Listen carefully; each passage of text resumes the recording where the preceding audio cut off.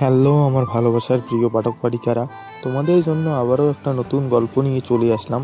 আমাদের এই চ্যানেলে নতুন নতুন ভালোবাসার গল্প পেতে চ্যানেলটি সাবস্ক্রাইব করে পাশে থাকা নোটিফিকেশনটি অন করে দিন। আর হ্যাঁ, লাইক কমেন্ট শেয়ার করতে একদমই ভুলবেন না। নিধি গরম চাটা আমার মুখে ছুড়ে দিয়ে বলল, ছোট লোক, তোর মতো ছেলের কি করে সাহস হয় আমার রুমে প্রবেশ করার? কথাটা বলে নিজের ড্রেস ঠিক করতে লাগলো। আমি ম্যাডামকে এই অবস্থায় দেখতে পারবো ভাবতেও পারিনি। কয়েকবার রুমের বাইরে থেকে ডাক দিয়েছি, কিন্তু রুমের ভেতরে মিউজিকের শব্দ আসছিল শুধু। তাই বাধ্য হয়ে দরজা ধাক্কা দিতেই দেখি ম্যাডাম ড্রেস চেঞ্জ করছে। আমাকে দেখে ম্যাডাম টেবিলে রাখে গরম চা মুখে ছুঁড়ে মারে। কোনো রকম চোখ বন্ধ করে নেই, আর মাথাটা নিচু করে চোখ দুটো বন্ধ অবস্থায় বললাম, ম্যাম ক্ষমা করবেন, স্যারের হুকুম ছিল, সবাই অপেক্ষা করছে আপনার জন্য। নিধি আমার গালে ঠাস ঠাস করে দুটো চর বসিয়ে দিয়ে বলল, রাস্কেল, মেয়ে শরীর দেখার খুব শখ তাই না? আজকেই পাপাকে বলছি যেন তোকে চাকরি থেকে বহিষ্কার করে দেয়। নিধির কথা শুনে বুকের ভেতরটা কেমন যেন কেঁপে উঠল। কাঁপা কাঁপা গলায় বললাম, ম্যাম এবারের মতো ক্ষমা করে দেন, আর এমন ভুল হবে না। মনে রাখিস, এরপর যদি কোনোদিন এমন কিছু করিস তাহলে তোকে জুতা পিটা করে চাকরি থেকে বহিষ্কার করব। কথাটা বলে নিধি চলে গেল। আমি মাথা নিচু করে দাঁড়িয়ে রইলাম। চোখের কোণে অশ্রুকণা ভিড় করছে, কিন্তু আমরা যে কান্না করতে পারবো না, কান্না করা যে আমাদের মানায় না। গায়ে সৈনিকের খাকি পোশাক, হাতে রাইফেলস, এ যেন রোবটের মতো অনুভূতিহীন এক মানুষ আমি। বাবার অনেক স্বপ্ন ছিল আমি সেনাবাহিনীতে চাকরি করব। এইচএসসি পরীক্ষা চলাকালীন সময়ে বাবা রোড অ্যাক্সিডেন্টে মারা যায়। মা আর ছোটো বোনটার যাবতীয় খরচ আমার উপর এসে পড়ে। এইচএসসি পরীক্ষা দেওয়ার পর টিউশনি করাতাম, সেখানে যা পেতাম তা দিয়ে টানা পড়ার সংসার। রেজাল্ট বের হলো, আমাদের কলেজে সেরা রেজাল্ট করলাম। তারপর পত্রিকার সেনাবাহিনীর নিয়োগ দেখে আবেদন করলাম। আবেদন করার টাকা ছিল না। বাসায় যখন মাকে নিয়োগ বিজ্ঞপ্তির কথাটা বলেছিলাম, মা তখন অসহায় দৃষ্টিতে তাকিয়েছিল। আমি যখন মুচকে হেসে রুম থেকে বের হতে যাব, ঠিক তখনই ক্লাস 5-এ পড়া বোনটা সামনে এসে দাঁড়ায়, হাতে মাটির ব্যাংক। কি হচ্ছে বুঝতেছি না। পুচকিটা মাটির ব্যাংকটা হাতে নিয়ে বলল, ভাইয়া, তুমি যে টিফিন খেতে টাকা দিতে, আমি খাইনি, এখানে জমিয়েছি। এখানে 500 টাকার মতো হবে, তুমি আবেদনটা করো। আমি কি বলবো ভেবে পাচ্ছি না। আশাকে বুকের সাথে জড়িয়ে নিলাম। দেখতে দেখতে সেই কাঙ্ক্ষিত দিন এসে গেল। সকালবেলা ফজরের নামাজ শেষ করে আল্লাহর কাছে প্রার্থনা করলাম, মা বাবার স্বপ্ন যেন পূরণ করতে পারি। সেনাবাহিনীতে টেকে গেলাম। সন্ধ্যায় যখন মেজর সিনহা আমাকে অ্যাপয়েন্টমেন্ট কার্ড দিল, তখন নিজের অজান্তেই চোখ থেকে কয়েক ফোঁটা নোনা জল গড়িয়ে পড়লো। বারবার বাবার মুখটা চোখের সামনে ভেসে উঠছে। আজ বাবা থাকলে কত খুশি হতো। তার স্বপ্ন পূরণ হয়েছে, তার ছেলে সরকারি চাকরি পেয়েছে, কতই না গর্ববোধ করতে। মাসখানেক পর সিলেট সেনাবাহিনীতে আমাকে ট্রেনিংয়ে ডাকা হলো। আমার সাথে ছিল রাফি। দুজনে বেঙ্গল রেজিমেন্টে যোগদান করি। এজন্য এক অন্য জীবন, সাহসিকতা, নৈতিকতা, পরিশ্রম, নিয়মাবর্তিতা সব মিলিয়ে গৌরবের এক জীবন, যা শত কষ্টকেও হার মানায়। ট্রেনিংয়ে 2000 সৈনিকের মাঝে প্রথম হলাম। তৎকালীন সেনাবাহিনীর পারিবারিক নিরাপত্তার জন্য আমাকে মনোনীত করা হলো। এসব দাঁড়িয়ে ভাবছি, তখনই চোখের সামনে দিয়ে নিধি তার বাবার সাথে ঢাকায় চলে গেল। নিধি সেনাবাহিনীর প্রধানের মেয়ে। ছোটবেলায় মা মারা যায় তার। সেদিক থেকে অনেক চঞ্চল টাইপের। তার বাবা তার চাঞ্চলতার কখনো বাধা দেয়নি, যার জন্য মানুষকে মানুষ মনে করে না। সত্যি বলতে বড় লোকেরা এমনই, তাদের কাছে গরিবরা মানুষ না। কার কটা বাড়ি, কটা গাড়ি, এসব দিয়ে তারা মানুষ মনে করে। 3 দিন পর নিধি ঢাকা থেকে তার আবার সাথে সিলেট চলে আসে। আমাকে দেখে তার চোখটা রক্তবর্ণ ধারণ করে। পরদিন বিকেলে দাঁড়িয়ে আছে বাসার সামনে, কে যেন পেছন থেকে ডাক দিল। রাজ, এদিকে আসো। পিছনে তাকিয়ে দেখি নিধি, তার সাথে আরো দুটা মেয়ে। আমি কাছে যেতেই নিধি মেয়ে দুটাকে কি যেন বললো। মেয়ে দুটা নিধির কথা শুনে হেসে দিল। রাজ, পুকুরের মাঝখানে পদ্ম ফুলটা দেখছো না, সেটা আমাদের এনে দাও। ম্যাম কাপড় তো ভিজে যাবে। ইটস মাই অর্ডার, সো নিয়ে আসো যাও, নয়তো বাবাকে বলবো তুমি আমাদের সাথে অসভ্যতামি করেছো। শাস্তি কি হবে জানোই তো। নিধির কথা শুনে অনেকটা ঘাবড়ে গেলাম। বুঝতে পারছি না আমার সাথে নিধির কিসের শত্রুতা, যার জন্য এমন করছে। পদ্ম ফুল আনতে গেলে নির্ঘাত জ্বর হবে, এসব ভাবতে শরীরটা শিউরে উঠলো। কি হলো, এনে দিচ্ছ না কেন? জি আনছি, আপনি একটু সময় দেন। আমি পুকুরে ঝাঁপ দিলাম। পাশে অবস্থানরত এক সৈনিক আমার এমন বোকামি দেখে বিস্মিতভাবে তাকালো এদিকে। আমি পুকুরের মাঝখান থেকে সাঁতরিয়ে কয়েকটা পদ্ম ফুল এনে নিধির হাতে দিলাম। নিধি ফুলটা হাতে না নিয়ে মাটিতে ফেলে পা দিয়ে পিষে ফেললো। ম্যাম ফুলটার কি দোষ ছিল? তুই কি করে ভাবলি তোর মতো সামান্য 20,000 টাকা বেতন পাওয়া সৈনিকের হাতে ফুল আমি নিব? তোর আনা ফুল আমার হাতে নয়, পায়ের তলায় শোভা পায়, বুঝতে পারছিস? নিধির কথা শুনে মুচকে হাসলাম। আকাশে মেঘ করছে, মনে হচ্ছে আমার মনের মতো আকাশের মনটাও বিষণ্ণ। একটু দূরে কমান্ডো ট্রেনিং হচ্ছে, তার পাশে 2 দলে ফুটবল খেলছে। জীবনটা রং ধরু 7 রঙের রঙের মতো, কেমন আলাদা। কি হলো, আমার সামনে দাঁড়িয়ে দাঁড়িয়ে কি দেখছিস এমন করে? ম্যাডাম, আপনি তো যেতে বলেননি। ও আচ্ছা, শোন, তোকে যেন আমার সামনে না দেখি। তোকে দেখলে আমার পায়ের স্যান্ডেল খুলে মারতে ইচ্ছে করে। এই নিধি, এসব কি বলছিস? আমি নিধি আর তিশার কাছ থেকে চলে আসলাম। আমি চলে আসার পর তিশা বলল, নিধি, তুই ওই ছেলেটার সাথে এত খারাপ ব্যবহার কেন করছিস? ছেলেটাকে জোর করে ঠান্ডা পানিতে নামালি, এখন ওর জুতো খুলে মারতে চাইলি। এই, আমার বান্ধবী হয়ে তার প্রতি তুই দরদ দেখাচ্ছিস? লজ্জা করে না ওর হয়ে কথা বলতে? দোস্ত, রেগে যাচ্ছিস কেন? আমি ওর হয়ে কেন কথা বলবো? সত্যি বলতে ছেলেটার তো কোনো দোষ নেই। এই, তুই লুচ্ছাটার প্রেমে পড়লি নাকি? প্রেমে কেন পড়বো? যা সত্যি তাই বললাম। তবে ছেলেটাকে দেখলে অজানা এক ভালো লাগা কাজ করে, যা ভাষায় প্রকাশ করতে পারবো না। ছি, আমার বান্ধবী হয়ে শেষ পর্যন্ত তুই ওই লুচ্চাকে ভালো লাগলো? জানিস কত বড় অসভ্য ছোট লোকটা? কি করেছে তোর সাথে? শোন তাহলে, 5 দিন আগে আমি শাড়ি পরছিলাম, এমন সময় দরজা নক না করেই সরাসরি আমার রুমে ঢুকে পড়ে, আর আমার বিয়ের আগেই সব কিছু দেখে ফেলেছে। বল, কত বড় লুচ্চা, আমার সব কিছু দেখে ফেলেছে। আমি যদি পারতাম গুলি করে ছোট লোকটাকে মেরে ফেলতাম। বাবাই যে কি করে এমন একটা অসভ্যকে নিরাপত্তার জন্য রেখেছে। ও, তুই কিছু বলিসনি? আচ্ছা, সত্যি কি আমাদের প্রিন্সেসের সব কিছু দেখে নিয়েছে, নাকি কিছু বাকি রেখেছে? তিশা, তুই চুপ করবি? আমারও সব দেখে নিয়েছে, তাই আমিও কম করিনি। গরম চা মুখে ছুঁড়ে মেরেছি। জানিস, বলে কি আমাকে দরজায় নাকি নক করেছিল, কোনো সাড়া না পেয়ে বাধ্য হয়ে রুমে ঢুকেছে। তার তার এই মিথ্যে অজুহাত শুনে আরও 2 থাপ্পড় কষিয়ে দিয়েছি। ভালো করেছি না? ছেলেটা যদি সত্যি নক করে থাকে আর তুই যদি না শুনিস, তাহলে ঠিক আছে। আচ্ছা, তুই দরজা লক করিসনি, এটা তো ভুল করেছিস। আচ্ছা, একটা সমাধান দিই। যেহেতু বিয়ের আগে ছেলেটা তোর সব দেখে নিয়েছে, সেহেতু তুই ছেলেটাকে বিয়ে করে নে। তিশা, তুই কিন্তু এবার বেশি বেশি করছিস। আমি মরে যাব, তবু ওর মতো ছোট লোককে বিয়ে তো দূর, ভালোবাসবো না। আমি তো একজনকে অনেক দিন আগেই ভালোবেসে ফেলেছি। আমার প্রতিটা ভাবনায় সে মিশে আছে, আমার প্রতিটা স্পন্দন তাকে ঘিরে। কি বলছিস এসব নিধি? যার জন্য কলেজের সবাই পাগল, সে কিনা অন্যজনের জন্য পাগল? কে সে? দেখা না একটু, দেখি সে ভাগ্যবান মানুষটাকে। তার কোনো পিক নেই রে তিশা। কি বলছিস এসব? যাকে ভালোবাসিস কোনো পিক নেই, এটা কোনো কথা? মিথ্যা কেন বলছিস? আমি দেখলে কি তোর ভালোবাসার মানুষকে নিয়ে যাবো তোর থেকে? দোস্ত, বিলিভ মি, আমি তাকে না দেখেই ভালোবেসে ফেলেছি। তার সাথে কোনোদিন কথাও হয়নি, জানি না আর কোনোদিন হবে কি না। সে ফর্সা না কালো, লম্বা না বেটে, এসব আমি জানি না। আমি শুধু জানি সে আমার অনুভূতি, আমার ভালোবাসা। তাকে ছাড়া যে এই মন আর কাউকে জায়গা দিতে পারবো না। ও, বুঝতে পারছি। তার ছেলেটার নাম কি তা তো জানিস? আর না দেখে কিভাবে প্রেমে পড়লে একটু বলবি আমাকে? বিষয়টা খুব ইন্টারেস্টিং লাগছে। তার নাম জানি না, ফেসবুকে তার লেখা অপ্রাপ্তি গল্পটা পড়ে খুব কেঁদেছিলাম। একটা মানুষের অনুভূতি এত সুন্দর হয়, তার লেখা না পড়লে হয়তো জানতাম না। তার প্রতিটা লেখা আমার মর্মে প্রেমের শিহরণ জাগিয়ে যায়। আমি নিজের অজান্তেই তাকে ভালোবেসে ফেলেছি। ছোটবেলা থেকে পণ করেছিলাম কাউকে ভালোবাসবো না, কিন্তু কাউকে না দেখেই যে ভালোবেসে ফেলবো তা কোনোদিন ভাবিনি। ও আচ্ছা, বুঝতে পারছি। তা তোর উচিত ছেলেটার খোঁজ নিয়ে পরিচয় বের করা। এমনও তো হতে পারে ছেলেটা অন্য কাউকে ভালোবেসে ফেললো। ঠিক বলছিস, কিন্তু ছেলেটা তো কারোর সাথে কথা বলে না, নিজের পরিচয় দেয় না। আচ্ছা দোস্ত, মন খারাপ করিস না, একদিন ঠিকই তার পরিচয় জানতে পারবি। আমি আজ আসি, অন্যদিন আসবো।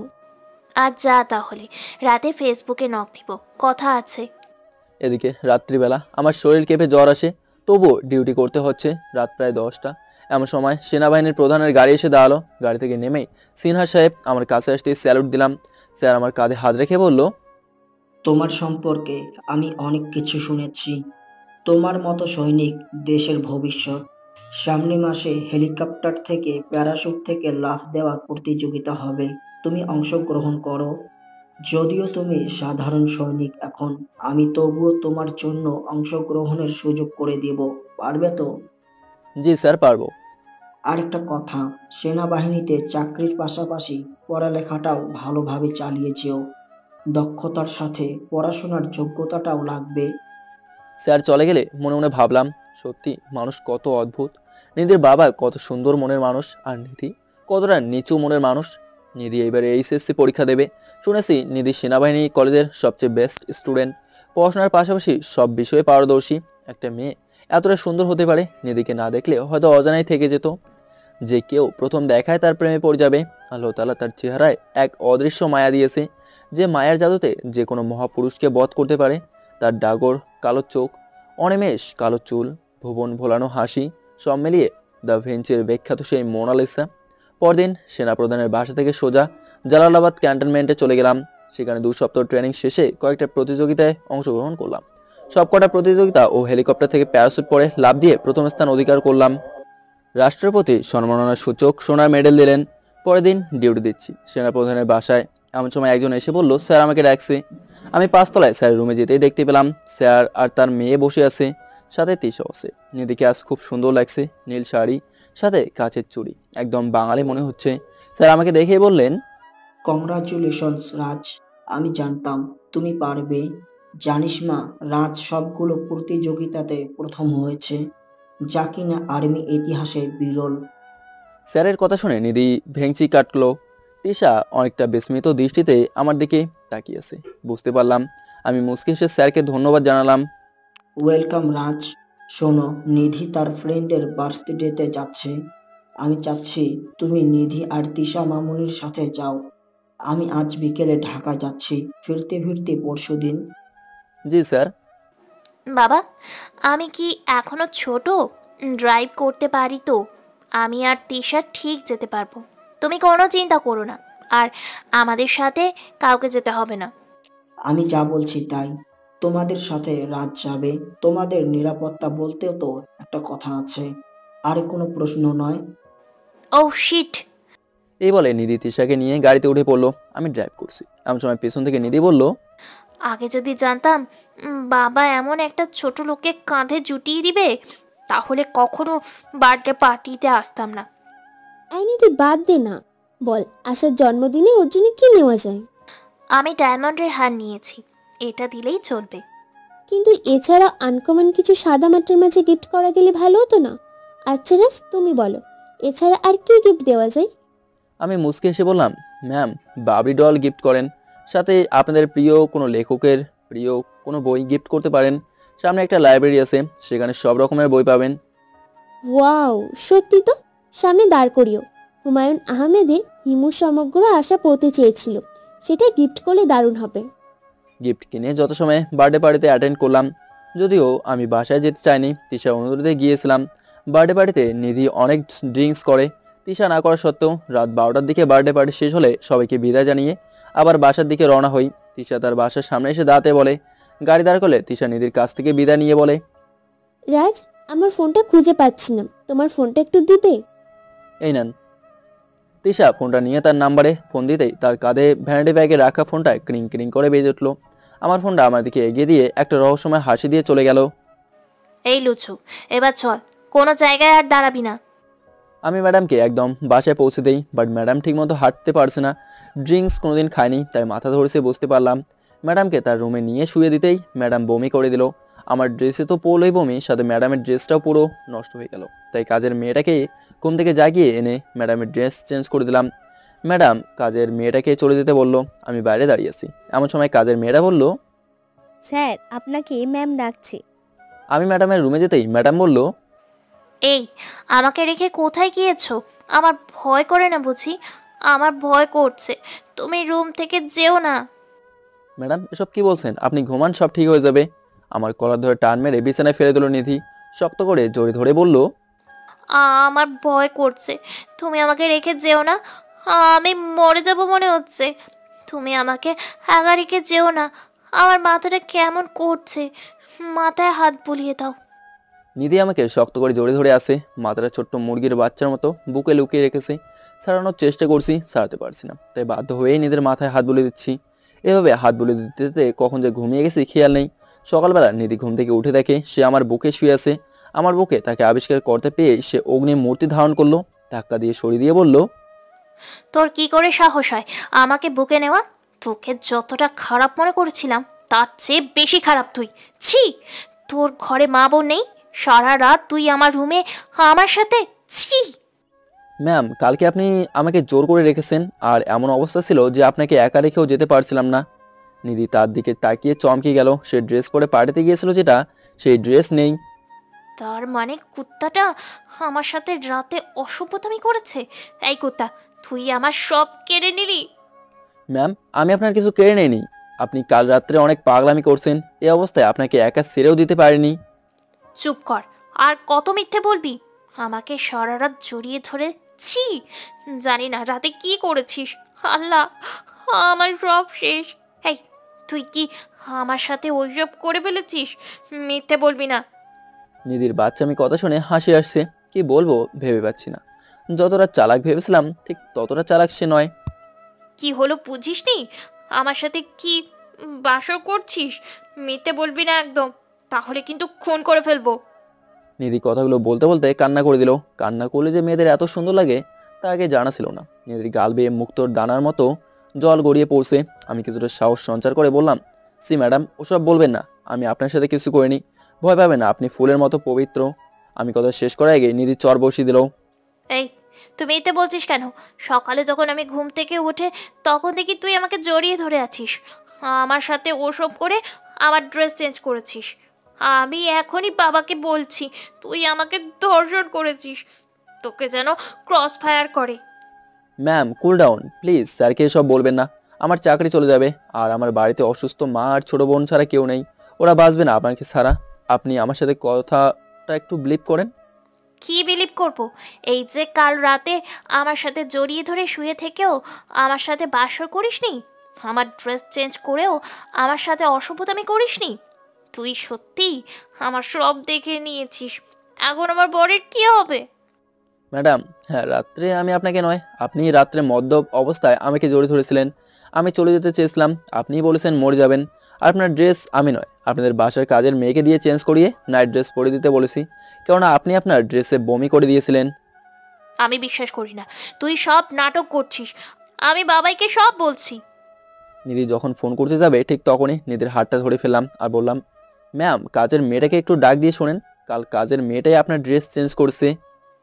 এই ছোট লোক, তোর কি করে সাহস হয় আমাকে স্পর্শ করার? তুই আমার চোখের সামনে থেকে যাবি? তোর বাসায়ও তোর বোন আছে, তোর বোনের সাথে যদি কেউ এমন করে তখন তোর কেমন লাগবে? আমি যেন তোকে আমার সামনে না দেখি, দেখলে আমি তোকে কি করব নিজেও জানি না। ম্যাম আমি যা বলছি সব সত্যিই বলছি, একটা শব্দও মিথ্যা বলিনি।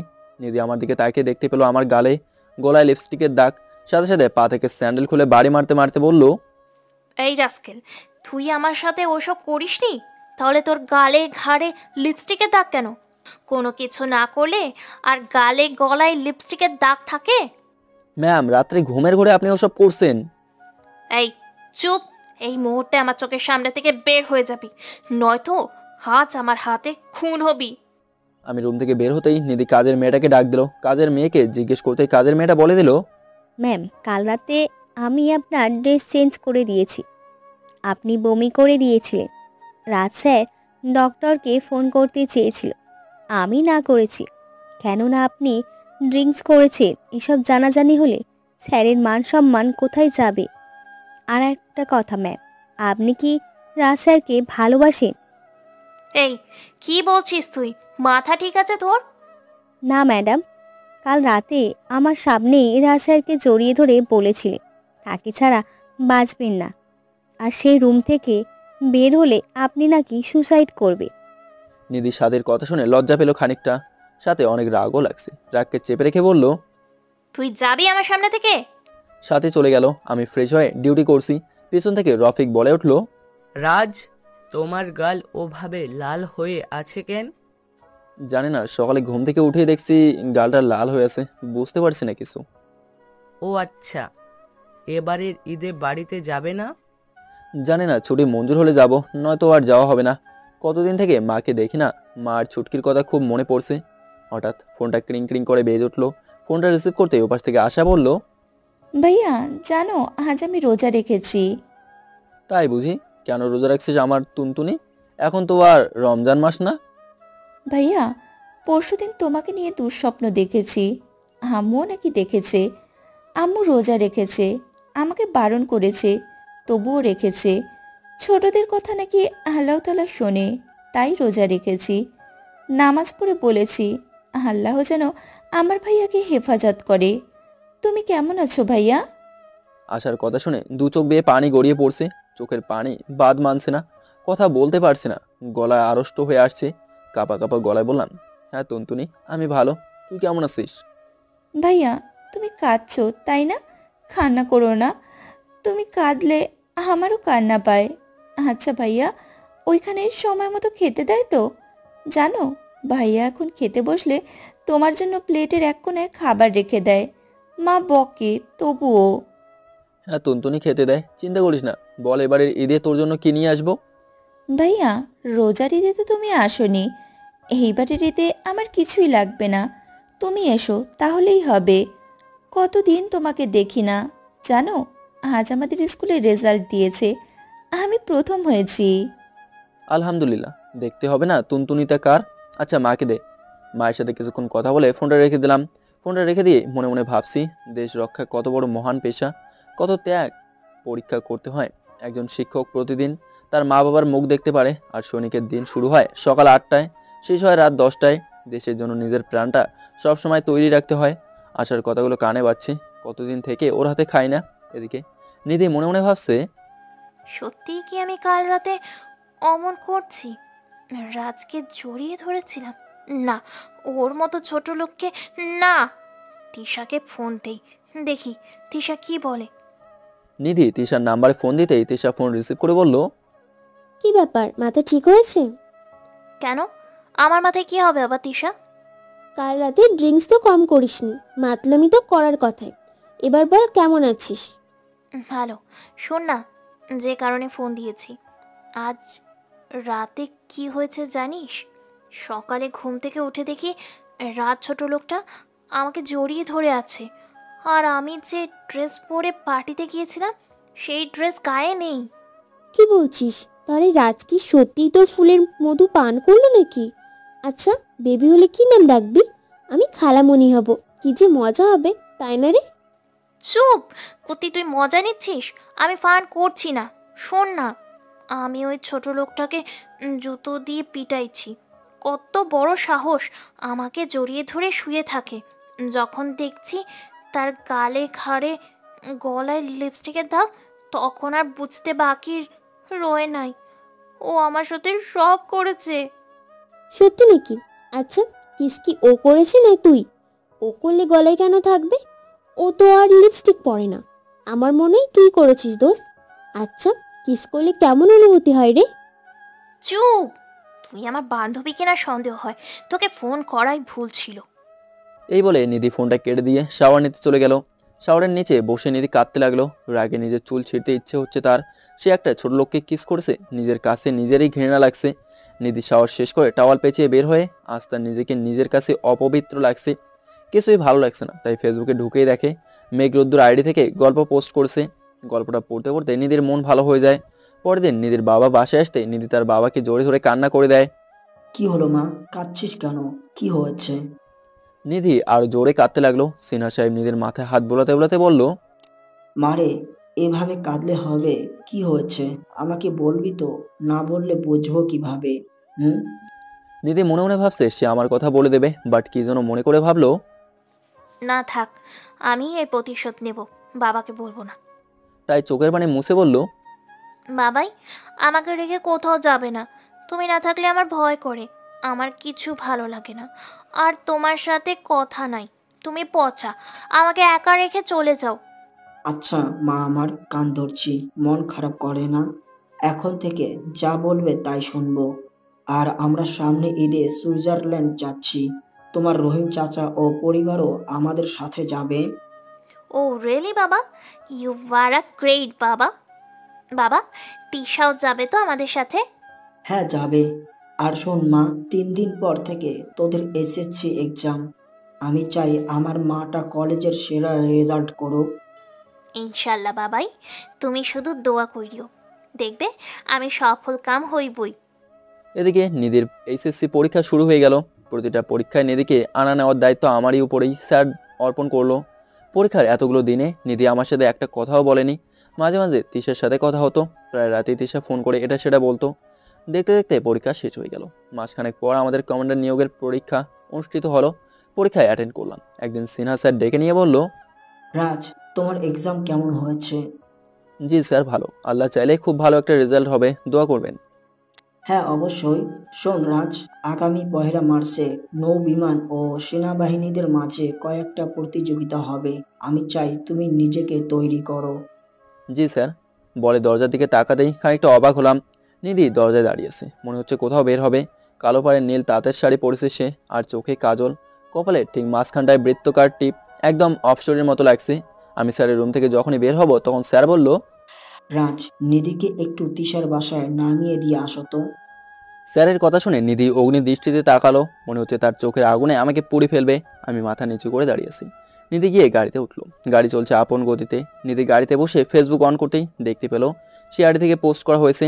সত্যি মেয়েদের নীলছে শাড়িতে কতটা সুন্দর লাগে, কালো টিপে ঠিক ততটাই মায়াবতী লাগে। নিধি মুচকে হাসে। সত্যি কি তাকে সুন্দর লাগে? একটা মানুষের অনুভূতির সাথে তার অনুভূতিগুলো কীভাবে মিলে যায়। ম্যাম নামেন। তিশা ম্যামদের বাসায় এসে পড়ছি। নিধি আমার কথা শুনে অনেকটা চমকে যায়। ফোনের উপর থেকে চোখ সরিয়ে দেখে সত্যি এসে গেছে। এই ছোট লোক, শোন, তুই বাসার ভেতরে গিফট দিয়ে বাসা থেকে বের হয়ে যাবি। জি ম্যাডাম, আপনি যান। নিধি পেছন পেছন গিফট নিয়ে বাসায় ঢুকলাম। বাসাটা খুব সুন্দর করে সাজানো, সাজানো হবেই না কেন। তারিন জান্নাত তিশা, কমিশনারের একমাত্র মেয়ে। কমিশনারের সব কিছু তার মেয়ের জন্যই। আমি গিফট ভেতর রেখেই বের হয়ে গেলাম। গাড়িতে বসে বাসার কথা বলছিলাম মার সাথে। হঠাৎ গাড়ির সামনে চোখ যেতে চমকে উঠলাম। তিশা এখানে, তার না বার্থডে? বাইরে কি করে? মেয়েটাকে সত্যি আজ অপূর্ব লাগছে। তিশা ম্যাম এসে গাড়ির দরজা খুলে বলল, আপনি এখানে? আপনাকে তো বলেছিলাম আমার জন্মদিনে থাকতে। চলেন ভেতরে চলেন। ম্যাম আপনাদের মতো বড়লোকের পার্টিতে আমাকে মানে না। আমি গেলে পরিবেশটা নষ্ট হতে পারে। আপনি কিন্তু আমাকে রাগাচ্ছেন। জানি আপনার জন্য আমি বাসার বাইরে এসেছি, হয়তো সবাই খুঁজছেন। প্লিজ চলেন। আর হ্যাঁ, আপনি আমার বর হবেন, সো ম্যাম নয়, আমাকে নাম ধরে বা তুমি করে ডাকবেন। এক প্রকার জোর করেই তিশা তার পার্টিতে নিয়ে গেল। নিধি আমাকে দেখে দাঁত কটমট করতে লাগলো। সে পাচ্ছে না আমাকে কিছু বলতে আর না পারছে সইতে। আমি বসে আছি। হঠাৎ কয়েকটা ছেলে আসলো, দেখে মনে হলো খুব নামি দামি। নিধি গিয়ে তাদের মাঝে একজনকে জড়িয়ে ধরে বলল, দোস্ত রাকি, তুই আসছিস? আজ কিন্তু আমাদের সবাইকে অনেক গান শোনাতে হবে। ছেলেটা বলল, আচ্ছা, আমার জান পাখি বলেছে। এছাড়া কমিশনার স্যারের রিকোয়েস্টে পারফর্ম করতে এসেছি। কেক কাটা শেষে ছেলেটা গান গাচ্ছে, সবাই বসে আছে। আমার কাছে ইতিমতো টর্চার মনে হচ্ছে। বাংলা গানগুলোকে ইতিমধ্যেই ধর্ষণ করে দিয়েছে। আর পারলাম না শুনতে। তাই যখন উঠে এসে পড়বো এমন সময় নিধি রকের হাতে মাইক্রোফোনটা নিয়ে বলল, এখন আপনাদের সামনে গান পরিবেশন করছেন রাজ, তাকে গান পরিবেশন করার জন্য অনুরোধ জ্ঞাপন করা হলো। নিধির এমন কথা শুনে চমকে গেলাম। কি করব বুঝতে পারছি না। নিধির দিকে তাকে বুঝতে পারলাম সে খুব খুশি। সে এমন একটা সুযোগের অপেক্ষায় ছিল। এই নিধি, তুই এটা কি করলি? রাজ কি কোনোদিন গান গেয়েছে?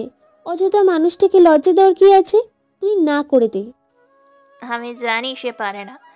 ওর কত বড় সাহস আমার সাথে ফয়সলামি করা। আজ সবার সামনে লজ্জিত হবে।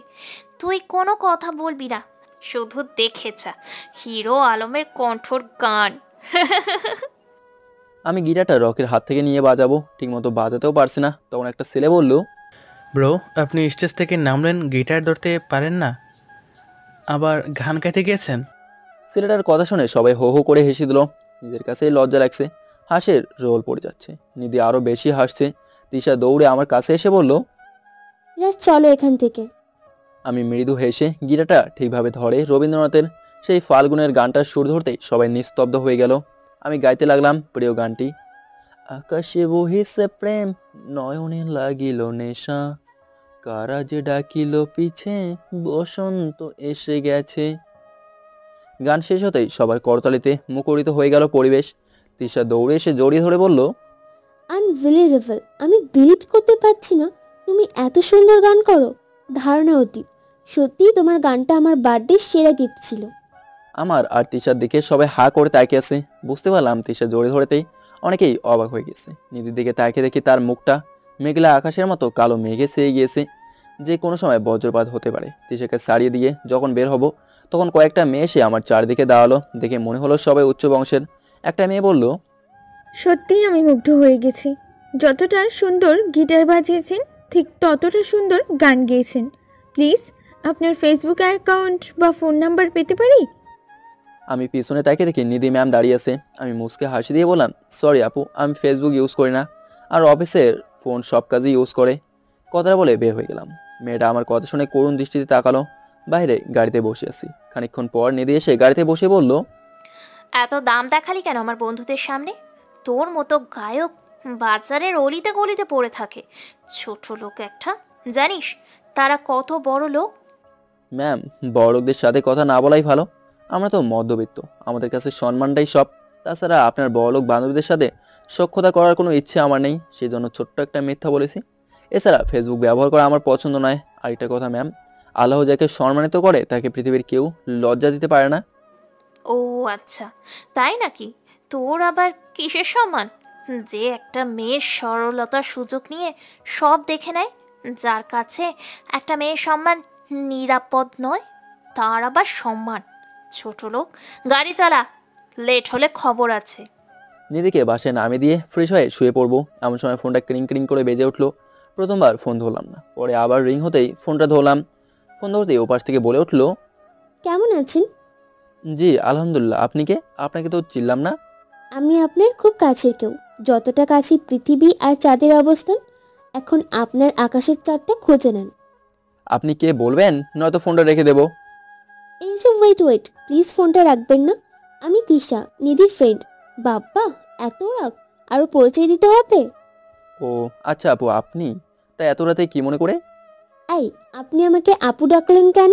আপনি সত্যিই অনেক পচা। আমি আপনার কত ছোট জানেন? শোনেন, আমাকে তিশা নামে ডাকবেন, কেমন? আচ্ছা আপু, আপনি কমিশনার স্যারের মেয়ে, আপনাকে নাম ধরে ডাকলে কেমন দেখা যায়? আবারও আপু? আর হ্যাঁ, আমার সবচেয়ে বড় পরিচয় আমি মানুষ, আর আপনিও মানুষ। আমি তো আর কমিশনার না, আমার বাবা কমিশনার। আমি আমার বাবার পরিচয় নয়, নিজের পরিচয় বড় হতে চাই। আচ্ছা এখন রাখি, ঘুমান আপনি। আর হ্যাঁ, আপনাকে নীল শাড়িতে অনেক সুন্দর লাগে। সত্যিই কি সুন্দর লাগে? তবুও তো কারো নজরে পড়তে পারলাম না। আচ্ছা বাদ দেন, আপনাকে কি বলে যে ধন্যবাদ দিব সে ভাষা খুঁজে পাচ্ছি না। আমার জন্মদিনে সেরা গিফট ছিল আপনার গানটা। আমি মুগ্ধ হয়ে গেছি। আপনার গানের প্রতিটা চরণ আমার মর্মে আঘাত করেছে। আচ্ছা, এত প্রশংসার যোগ্য না আমি। এবার ঘুমান, আর আমাকেও ঘুমাতে দেন, কাল সকালে ডিউটি আছে। ঠিক আছে, ঘুমান। আচ্ছা, আপনি এমন কেন, কিছু বোঝেন না? আমি কথা না বাড়িয়ে ফোনটা কেটে দিয়ে ঘুমিয়ে পড়লাম। এদিকে নিধির ঘুম আসছে না। যাকে অপমান করার জন্য সবার সামনে গান বলতে দিল, ভাবছে যাকে জীবনে গিটার ধরতেই দেখেনি, সে কি করে এত সুন্দর গান করবে। অথচ তাকে লজ্জা দিতে গিয়ে সে নিজে লজ্জায় পড়ে যায়। রাগে নিজের চুল নিজেরই সেটে ইচ্ছে করছে তার। যে করে হোক ছোট লাখটাকে শাস্তি দিতেই হবে। এসব ভাবতে ভাবতে নিধি ঘুমের রাজ্যে হারিয়ে গেল। নিধি দেখতে পেল সুন্দর সুদর্শন একটি যুবক হাতে গিটার নিয়ে গান গাইছে। তার মনে হচ্ছে ছেলেটাকে সে আগেও কোথাও দেখেছে, ঠিক মনে করতে পারছে না। বাট গানের কথাগুলো তার হৃদয়ে দোলা দিয়ে যাচ্ছে। মনে হচ্ছে গানের কথাগুলো সে আগেও শুনেছে, ঠিক মনে পড়ছে না। হঠাৎ মনে হলো এই গানটা সে আগেও পড়ছে। ফেসবুকে মেঘরৌদ্র আইডিতে গানটা পোস্ট করা হয়েছে। তার মানে তার কল্পনার রাজপুত্র তার সামনে দাঁড়িয়ে। নিধি একটু সামনে এগিয়ে গিয়ে বলল, কে তুমি? একটু পিছনে ফিরে তাকাও, তোমাকে এক পলক দুই নয়নে দেখি। ছেলেটা বলল, কিছু কিছু মানুষ দৃষ্টির আড়ালে থাকায় শ্রেয়। তাদের কাছে গেলে আকাশের শুভ্র মেঘগুলো যে আপনার জীবনে কালো মেঘের রূপ ধারণ করবে। একসময় সেটা কষ্টের জল হয়ে আপনার দু চোখ বেয়ে মাটিতে গড়িয়ে পড়বে। আমি যে সেই বৃষ্টিতে স্নান করতে চাই। আমাকে কি তোমার ভালোবাসার বৃষ্টিতে স্নান করানো যায় না? নীলাম্বরী, পৃথিবীতে সব জিনিস ছোঁয়া যায় না, কিছু জিনিস ছুলে তা দুঃখে পরিণত হয়, তেমনি সকল ভালোবাসা পূর্ণতা পায় না। কেন পূর্ণতা পাবে না? আমি যে না দেখেই তোমাকে ভালোবেসে ফেলেছি, যার ছবি নিজের হৃদয়ের ছোট্ট ঘরটাতে এঁকেছি। প্লিজ একটা বার তোমাকে দেখা দিয়ে ধন্য করো আমায়। না দেখাই ভালো, পৃথিবীতে সব কিছু দেখতে হয় না, ছুতে হয় না এক জীবনের সব কিছু। আপনি বরং আমাকে ভুলে যান। না, আমি সত্যিই তোমাকে বড্ড বেশি ভালোবাসি। বলো তুমি কে? কেন নিজেকে আড়াল করে রেখেছো? সব থেকেও যার কিছু নেই, একটা কোথাও শূন্য, সে শূন্যের কোঠায় শুধু যাবতীয় দীর্ঘশ্বাস। তোমরা সেই শূন্য দেখেই নাম নাও শূন্যতা। আমি বলি নিঃস্ব, আমি বলি একা। সেই শূন্যতার নাম আমি দেই আমি, যে শূন্য আর পূর্ণতা পেতে চায়। ছেলেটার কাব্যিক কথা শুনে নিধির চোখ ছলছল করে উঠল। কান্না বিজড়িত কণ্ঠে নিধি বলল, জানো, ছাই রঙের হাসিতে আমার আকাশি রঙের দুঃখ লুকায়। ওই আকাশিটাই যেন একা আমার দুঃখগুলোর আড়াল করেছে রাত ভোর। তাই দুঃখের নামে জুড়ে দিয়ে আকাশি রং, সুখের আমার হাসির ভেতর তোমার প্রিয় রঙকে রাখি। আমি সুখ বলতে এখনো তোমায় বুঝি।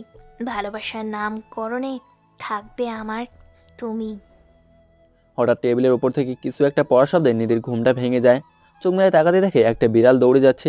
ফ্লোরে চায়ের কাপটা পড়ে আছে, এখনও সে গিটার বাজানো বাল্বটাকে খুঁজছে। তার মনেই হচ্ছে না সে স্বপ্ন দেখছে, মনে হচ্ছে ছেলেটা এখনও তার সামনে বসে আছে। রুমের চারদিকে সে ছেলেটাকে হন্যে হয়ে খুঁজছে, কোথাও খুঁজে পাচ্ছে না। ঠিক তখনই কলিং বেলটা বেজে উঠল। নিধি দরজা খুলে রাজকে দেখতে পেল। এই ছোট লোক, সাত সকালে আমাকে কেন ডাকতে আসছিস? আমি নিধির দিকে তাকিয়ে চমকে গেলাম। ম্যাম ওড়না পড়েনি, তাই আমি ঘুরে বাইরের দিকে তাকালাম। এই কিছুর জন্য আসছিস আর ওভাবে পিছন দিয়ে আমার দিকে দিয়ে বাহিরে কি দেখছিস অসভ্য? ম্যাম আপনার ওড়না ঠিক করেন। আর সরি, জানতাম না আপনার ওড়না ঠিক নেই, জানলে কলিং বেল নক করতাম না। নিধি তার দিকে তাকিয়ে চমকে গেল। তার ওড়না বিছানায়, নিজের দিকে তাকিয়ে একটা চিৎকার দিল। আমি সাথে সাথে কান ধরে বললাম। নিধি দৌড়ে গিয়ে ওড়না পরে নিল। ওড়নাটা পরেই বলল, এই অসভ্য, তুই জানিস সকালে মেয়েদের ওনা ঠিক থাকে না। সেই সুযোগ নিয়েই তুই দরজা নক করেছিস। আর তোর চোখ এত খারাপ কেন? আমি তো বুঝতেই পারলাম না আমার বুকে ওড়না নেই। তুই কেমনে খেয়াল করলি? তুই ওই দিকেই তাকাইছিস। বাবা, ও বাবা, কোথায় তুমি? কথাটা অর্ধেক বলার আগেই নিধি ম্যামের মুখটা হাত দিয়ে চেপে ধরে বললাম, ম্যাম প্লিজ স্যারকে ডাকবেন না।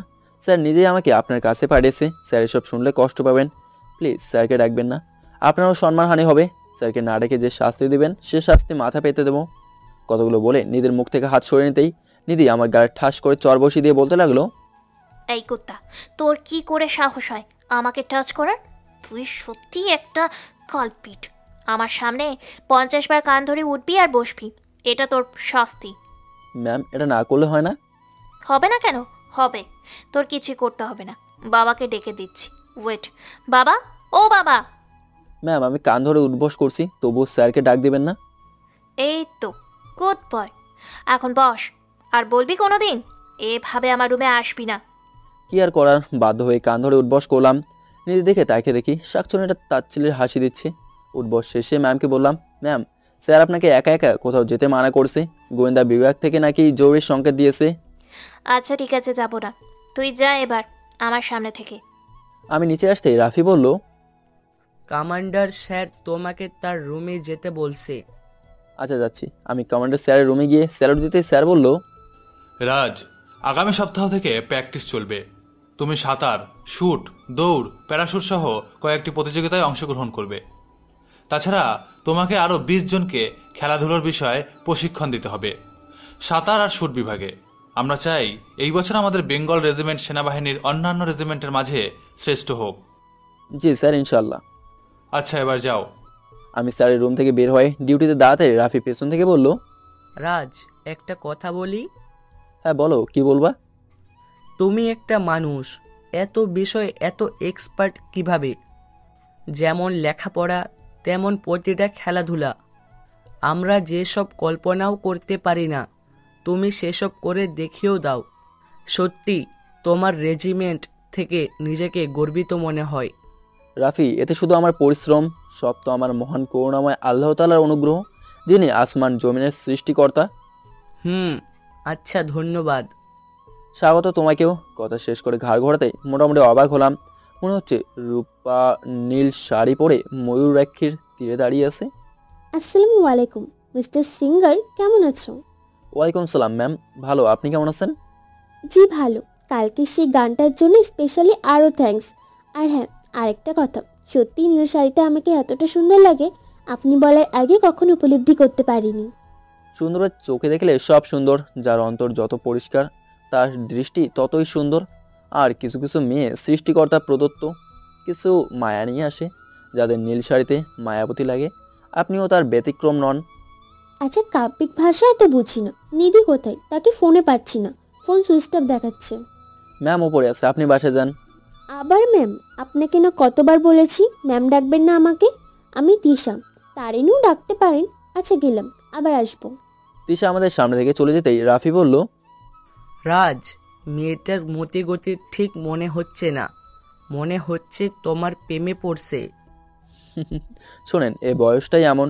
এই বয়সটা হচ্ছে বসন্তকালের মতো।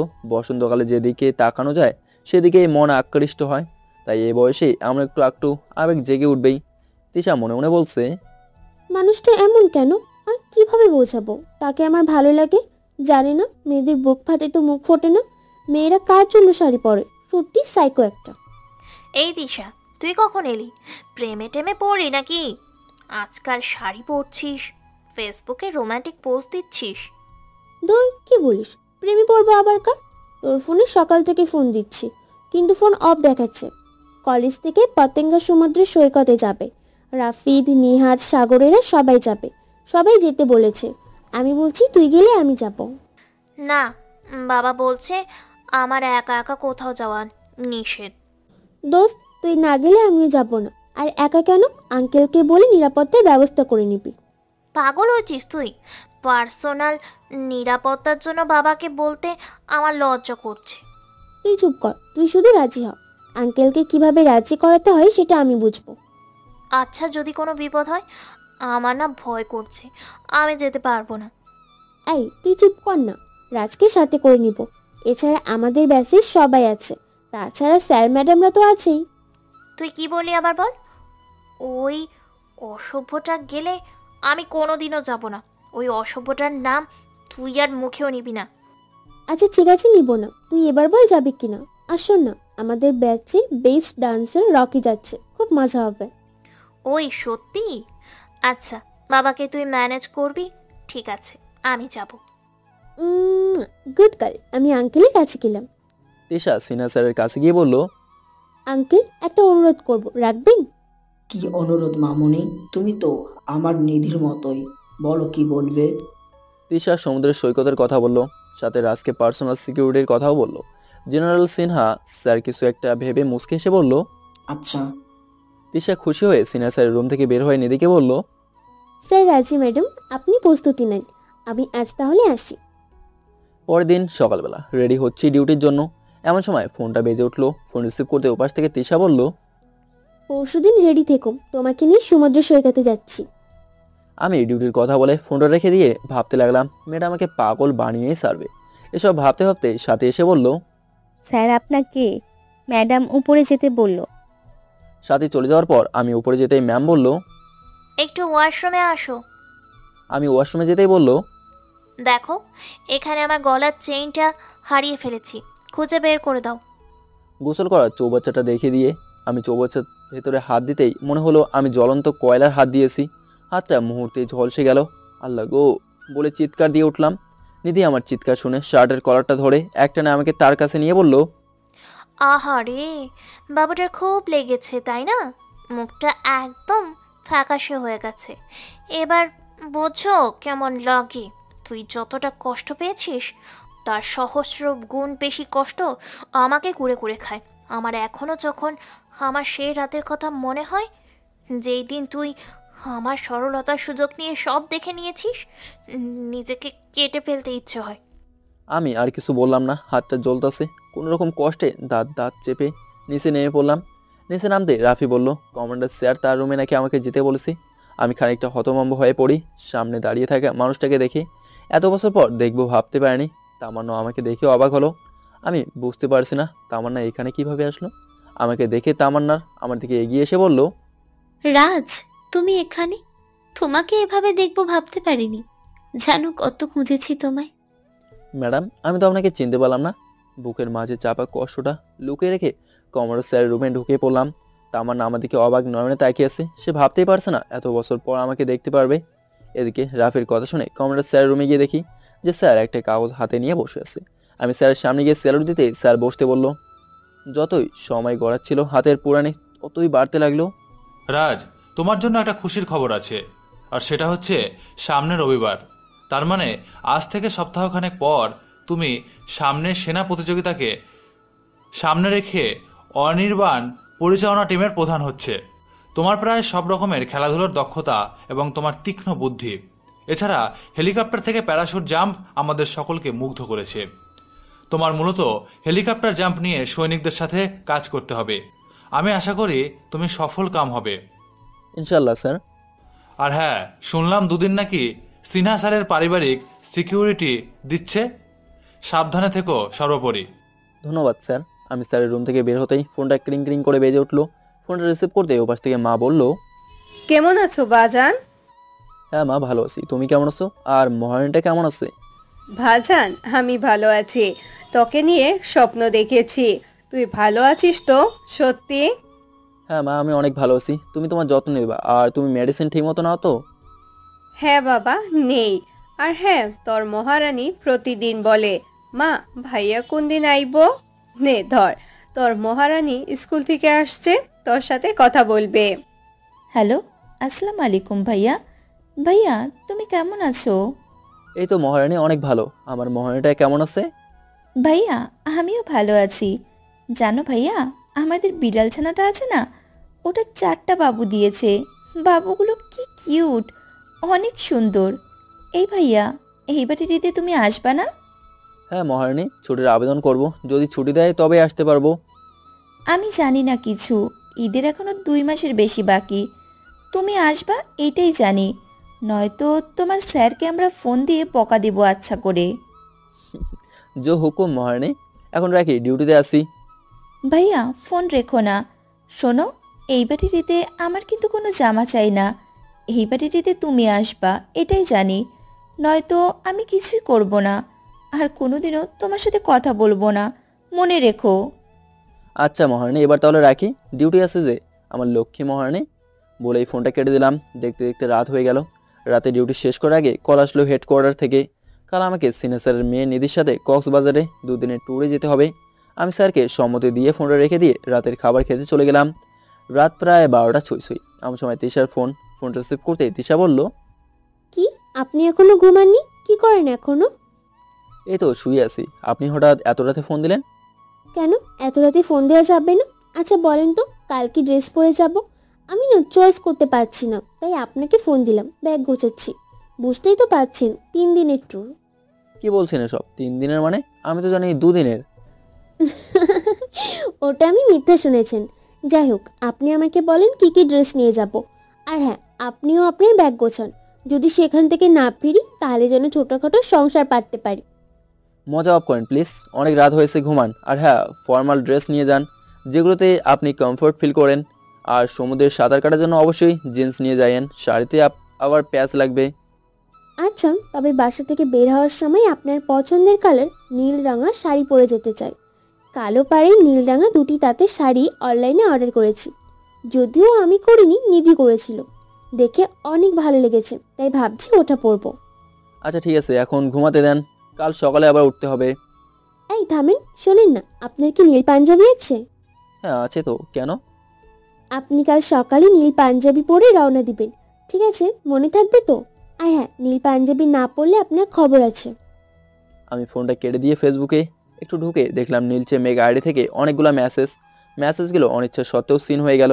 মেয়েটা এখনও অনলাইন অ্যাক্টিভ। মেসেজ সিন হতেই আবার মেসেজ আসলো, প্লিজ আমার সাথে কথা বলেন। আপনার নামটা কি একটু বলবেন প্লিজ? বলেন না।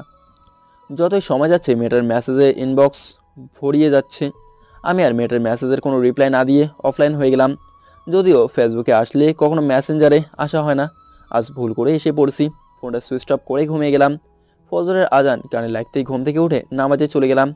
আরেকটা দিনের নব সূচনা হলো। নামাজ শেষ করে রুমে এসে ব্যাগ গুছাতে লাগলাম। নীল পাঞ্জাবিটার দিকে চোখ যেতেই তিশার কথা মনে পড়লো। ব্যাগ গুছিয়ে বসে আছি, হাতের দিকে তাকিয়ে দেখি কয়েক জায়গায় ফোসকা পড়ে গেছে। মনে মনে মুচকে হাসি দিয়ে বাইরের দিকে তাকালাম। বাইরে নতুন সৈনিকেরা দৌড়াচ্ছে, কেউ বা প্যারেড করছে। যেমন কত বিচিত্র। সকাল 9টায় কমান্ডো স্যারের ডাক পড়লো। কমান্ডো স্যারের রুমে যেতেই স্যার একটা রিভলভার হাতে দিয়ে বলল, এটা সবসময় নিজের সাথে রাখবে। আর হ্যাঁ, এছাড়া স্যারের মেয়েকে প্রোটেক্ট দেওয়ার জন্য তোমাকে কক্সবাজারের জেলা পুলিশ সর্বাত্মক সহযোগিতা করবে। যদি কোনো অপ্রীতিকর ঘটনা দেখো, তুমি জেলা পরিষদের পুলিশদের সাথে যোগাযোগ করবে। ইয়েস স্যার, আমি আমার সবটা দিয়ে চেষ্টা করব। আচ্ছা যাও এবার, টেক কেয়ার। আমি স্যারের রুম থেকে বের হতেই ফোনটা ক্রিং ক্রিং করে বেজে উঠলো। ফোন রিসিভ করতেই, এই আপনি কোথায়? নিধিকে নিয়ে বের হন, আমরা সবাই অপেক্ষা করছি। আর হ্যাঁ, অবশ্যই নীল পাঞ্জাবি পরে আসবে। আচ্ছা ঠিক আছে। আমি নিধি ম্যামকে নিয়ে বের হচ্ছি। ফোনটা রেখে দিয়ে সিনিয়র স্যারের বাসায় গিয়ে কাজের মেয়েটাকে বললাম, এই যে আপু, নিধি ম্যাম কি রেডি হয়েছে? রেডি না হলে একটু তাড়াতাড়ি রেডি হতে বলবেন, সবাই অপেক্ষা করছে। জি স্যার, আমি যাচ্ছি। স্যার, আর একটা কথা, আপনাকে নীল পাঞ্জাবিতে অনেক সুন্দর লাগছে। কথাটা বলে কাজের মেয়েটা চলে গেল। আমি সোফাতে বসে আছি। কিছুক্ষণ পর স্যার আমার কাছে এসে বলল, রাজ, আমার মেয়েটাকে দেখে রেখো, অনেক দুষ্টামি করে ও, আমাকে ছাড়া কোথাও যায়নি, এই বাড়ি প্রথম কোথায় যাচ্ছে। মা মরা মেয়ে, তুমি সর্বক্ষণ ওর খেয়াল রাখবে।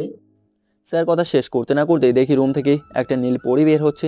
মনে হচ্ছে সৃষ্টিকর্তার সব সৌন্দর্য নিধির উপর বর্ষার বৃষ্টির মতো ঢেলে দিয়েছে।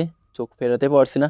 নিধি আমার সামনে এসে তার বাবাকে বলল, বাবা, তুমি নিজের যত্ন নিবা আর একদম চিন্তা করবে না, আমি গেলাম। আমাদের দুজনের লাগেজ নিয়ে কলেজে গেটে চলে গেলাম।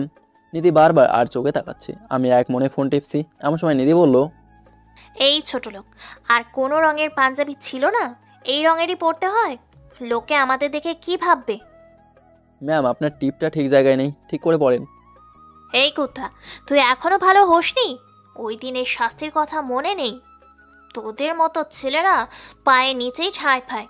তোর বলতে হবে কি যে আমার টিপ ঠিক জায়গায় পড়িনি? সরি ম্যাম, আমার ভুল হয়ে গেছে, মাফ করবেন। ভুলেই গিয়েছিলাম, গরিবদের জায়গা পায়ের নিচে।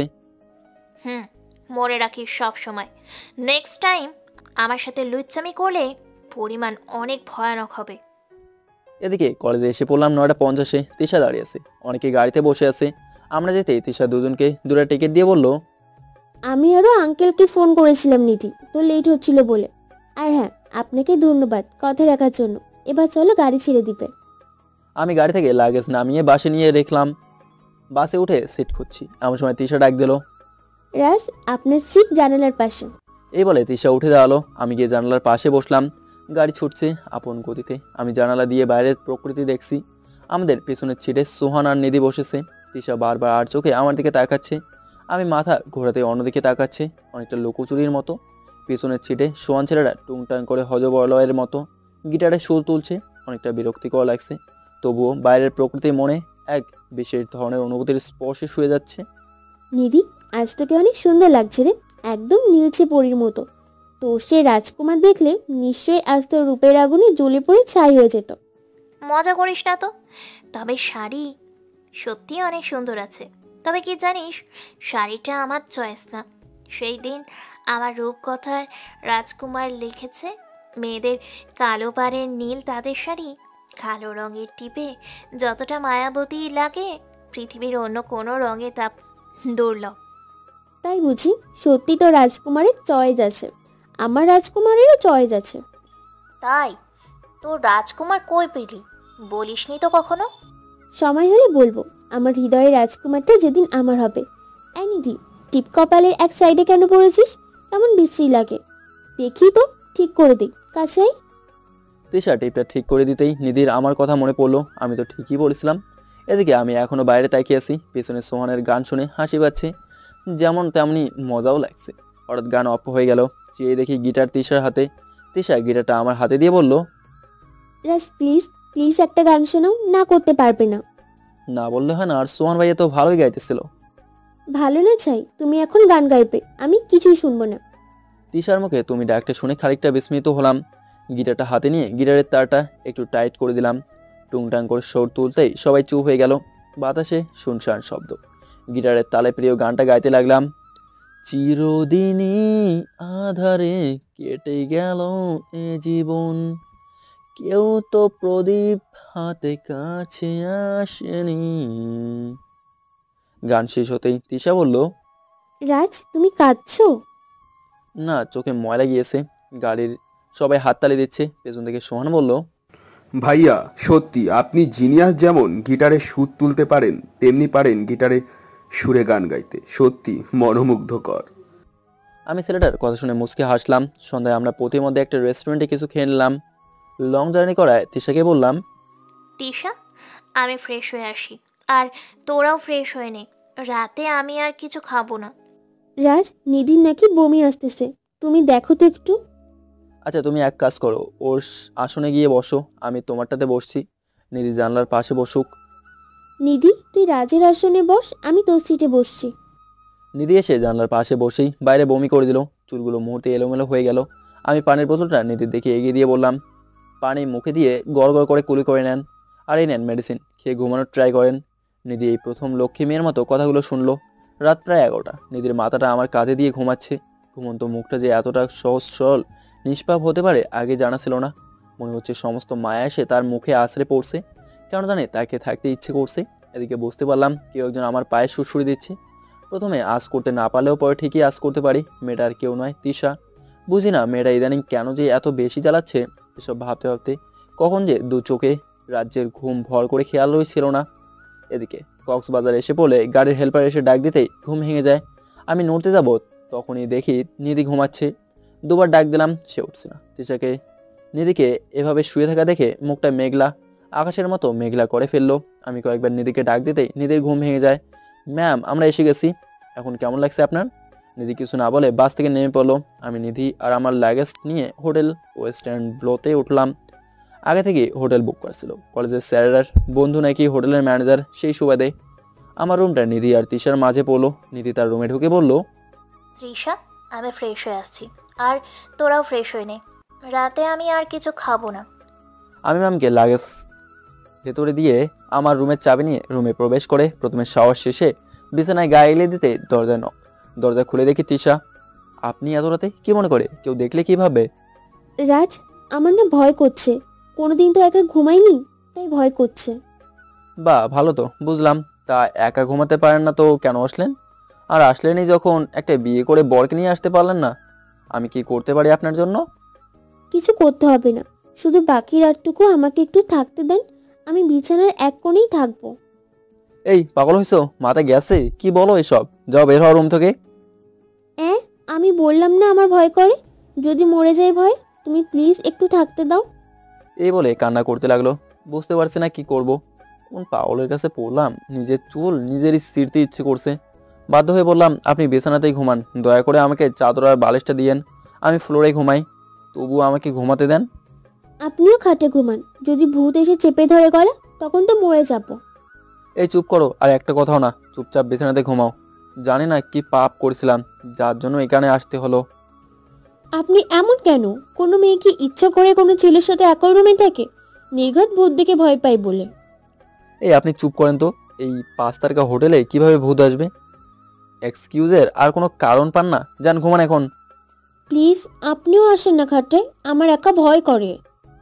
চুপ, আর একটা কথাও না। শোনেন, আপনারা বড় লোকেরা জানেন না আপনাদের কাছে সম্মানটা কি জিনিস, কিন্তু আমাদের কাছে সম্মানটাই সব কিছু। কতগুলো বলে চাদর বিছিয়ে ফ্লোরে শুয়ে পড়লাম। জার্নি করার জন্য কিছুক্ষণের মাঝেই চোখে রাজ্যের ঘুম এসে ভর করলো। হারিয়ে গেলাম অন্য এক জগতে। হঠাৎ কলিং বেলের শব্দে ঘুম ভেঙে যায়। আমি উঠতে যাবো, ঠিক এমন সময় দেখি উঠতে পারছি না। চেয়ে দেখি তিশা আমাকে জোরে ধরে শুয়ে আছে। কি করব কিছুই বুঝতে পারছি না। ওর দিকে তাকে দেখি রাত 3:25 বাজে। এত রাতে হোটেল কর্তৃপক্ষের তো ডাকার কথা না, নাকি কোনো সমস্যা হয়েছে? আমি নিজেকে তিশার কাছ থেকে ছাড়িয়ে নিয়ে কয়েকবার তিশাকে ডাক দিলাম। তিশা কোনো কথা বলছে না, তাই বাধ্য হয়ে রুমের দরজা খুলে নিধিকে দেখে আরেকটা চমক খেলাম। ম্যাম, আপনি এত রাতে? কোনো সমস্যা হয়েছে কি? রাজ, আমার না ভয় করছে, মনে হচ্ছে আমার রুমে কেউ আমার গলা টিপে ধরবে, তুমি প্লিজ আমাকে বাঁচাও।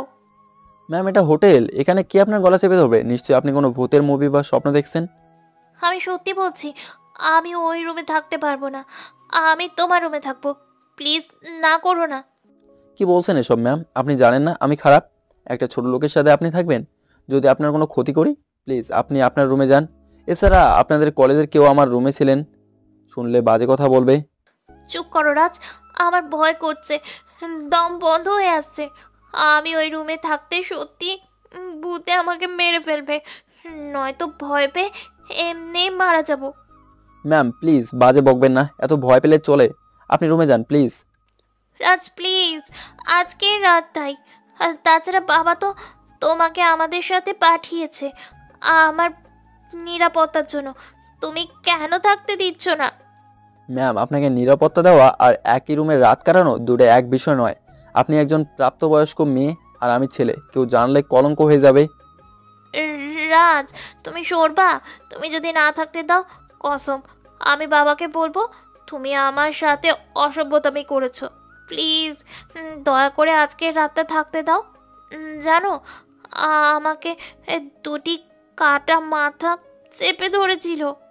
আমি কি করব ভেবে পাচ্ছি না। নিধির রুমে তিশাকে দেখে কি করবে, কি ভাববে? নিধি যদি আমাকে আর তিশাকে নিয়ে বাজে কিছু ভাবে? রাজ সরো তো। এ বলে নিধি রুমে প্রবেশ করেই চমকে গেল। নিধি তিশাকে এভাবে দেখবে স্বপ্নেও কল্পনা করেনি। আমি মাথা নিচু করে দাঁড়িয়ে আছি। নিধি দেখে তিশার পরনের শাড়ি ঠিক নেই, বুক অনেকটা বের হয়ে আছে। আমার নিজেকে বেকুব মনে হচ্ছে। তখন ওটার সময় তিশার দিকে ভালো করে খেয়াল করা উচিত ছিল। এই কুত্তা, এই জন্যই তুই আমাকে রুমে আসতে দিচ্ছিলি না, যদি তোর কুকর্ম দেখে ফেলি।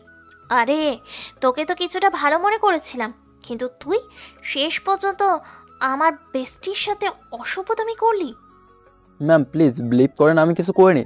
তিশা ম্যাম ভয় পেয়ে জোর করে আমার রুমে, কথাটা শেষ করার আগেই গালে থাপ্পড় পড়লো। এই ছোট লোকের বাচ্চা, তোর মনে খারাপ চিন্তা, তা কি আমি বুঝি না? তুই আমার বান্ধবীর ঘুমের সুযোগে অসভ্যতামি করছিস, যার প্রমাণ তার শাড়ি ঠিক জায়গায় নেই।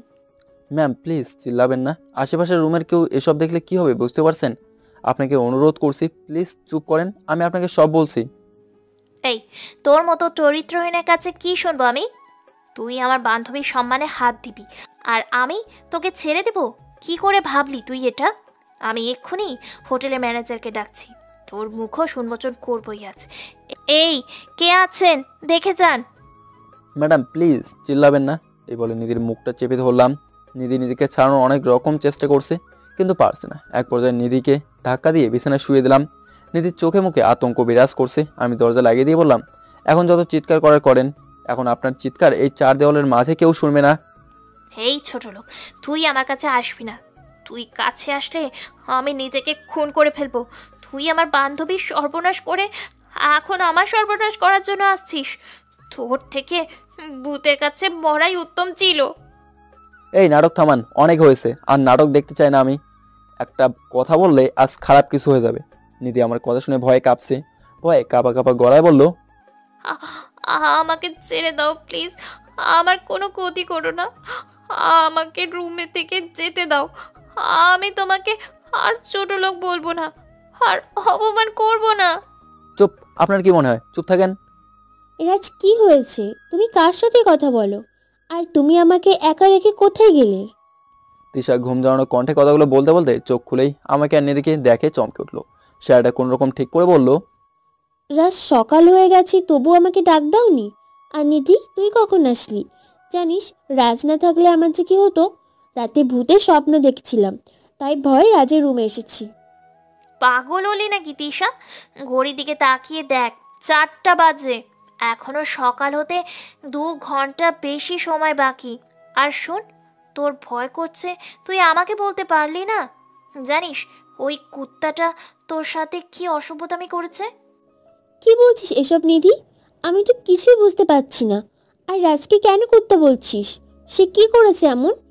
কুত্তা বলে তো কুকুরকে অপমান করা হয়, সে তো কুকুরের চেয়েও নিকৃষ্ট। কি হয়েছে বল আমাকে, আমি কিছুই বুঝতে পারছি না তো। তাহলে শোন কাহিনী। আমি রাত 3:30টার দিকে খুব বাজে স্বপ্ন দেখি। শুধু স্বপ্নই না, মনে হয় বাস্তবে 2টি কাটা মাথা, কাটা হাত আমার গলা চেপে ধরছিল। আমি ভয় পেয়ে তোকে ফোন দিয়েছিলাম। তোর রুমেও নক করেছি, তুই দরজা খুলিসনি, তাই বাধ্য হয়ে আমি এই ছোট লোকের রুমে এসে নক করি। কি বলছিস এসব তুই?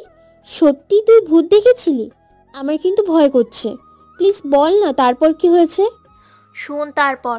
এই চরিত্রহীনটার কাছে কত অনুরোধ করি, বাট সে তার রুমে আমাকে আসতে না করে, বলে ছেলে মেয়ে একসাথে থাকা যাবে না।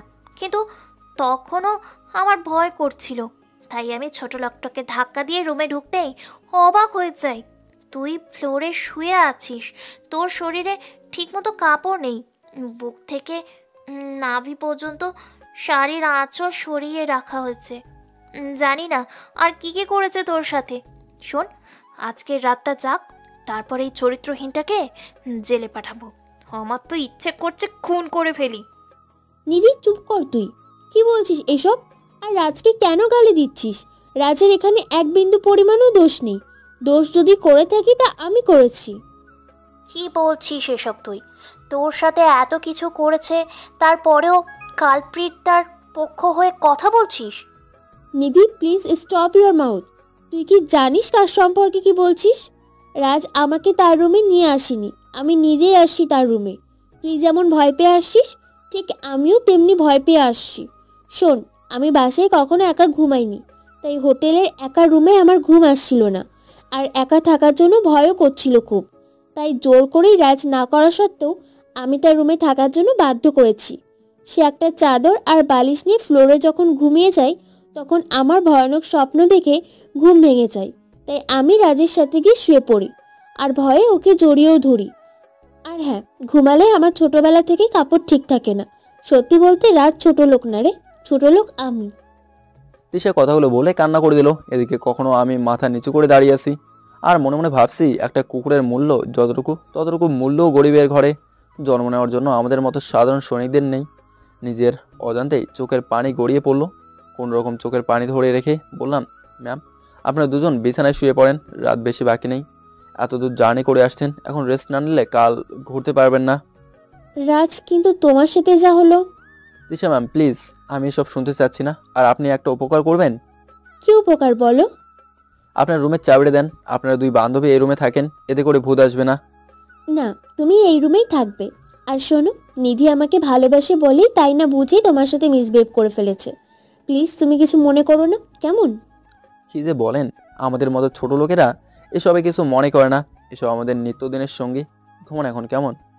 সকালবেলা ফাজরের আজানের অ্যালার্মের শব্দে ঘুম ভাঙলো। ঘুম থেকে উঠে উজু করে ব্যাগ থেকে জায়নামাজ বের করে রুমের এক কোনায় বিছিয়ে নামাজে দাঁড়িয়ে গেলাম।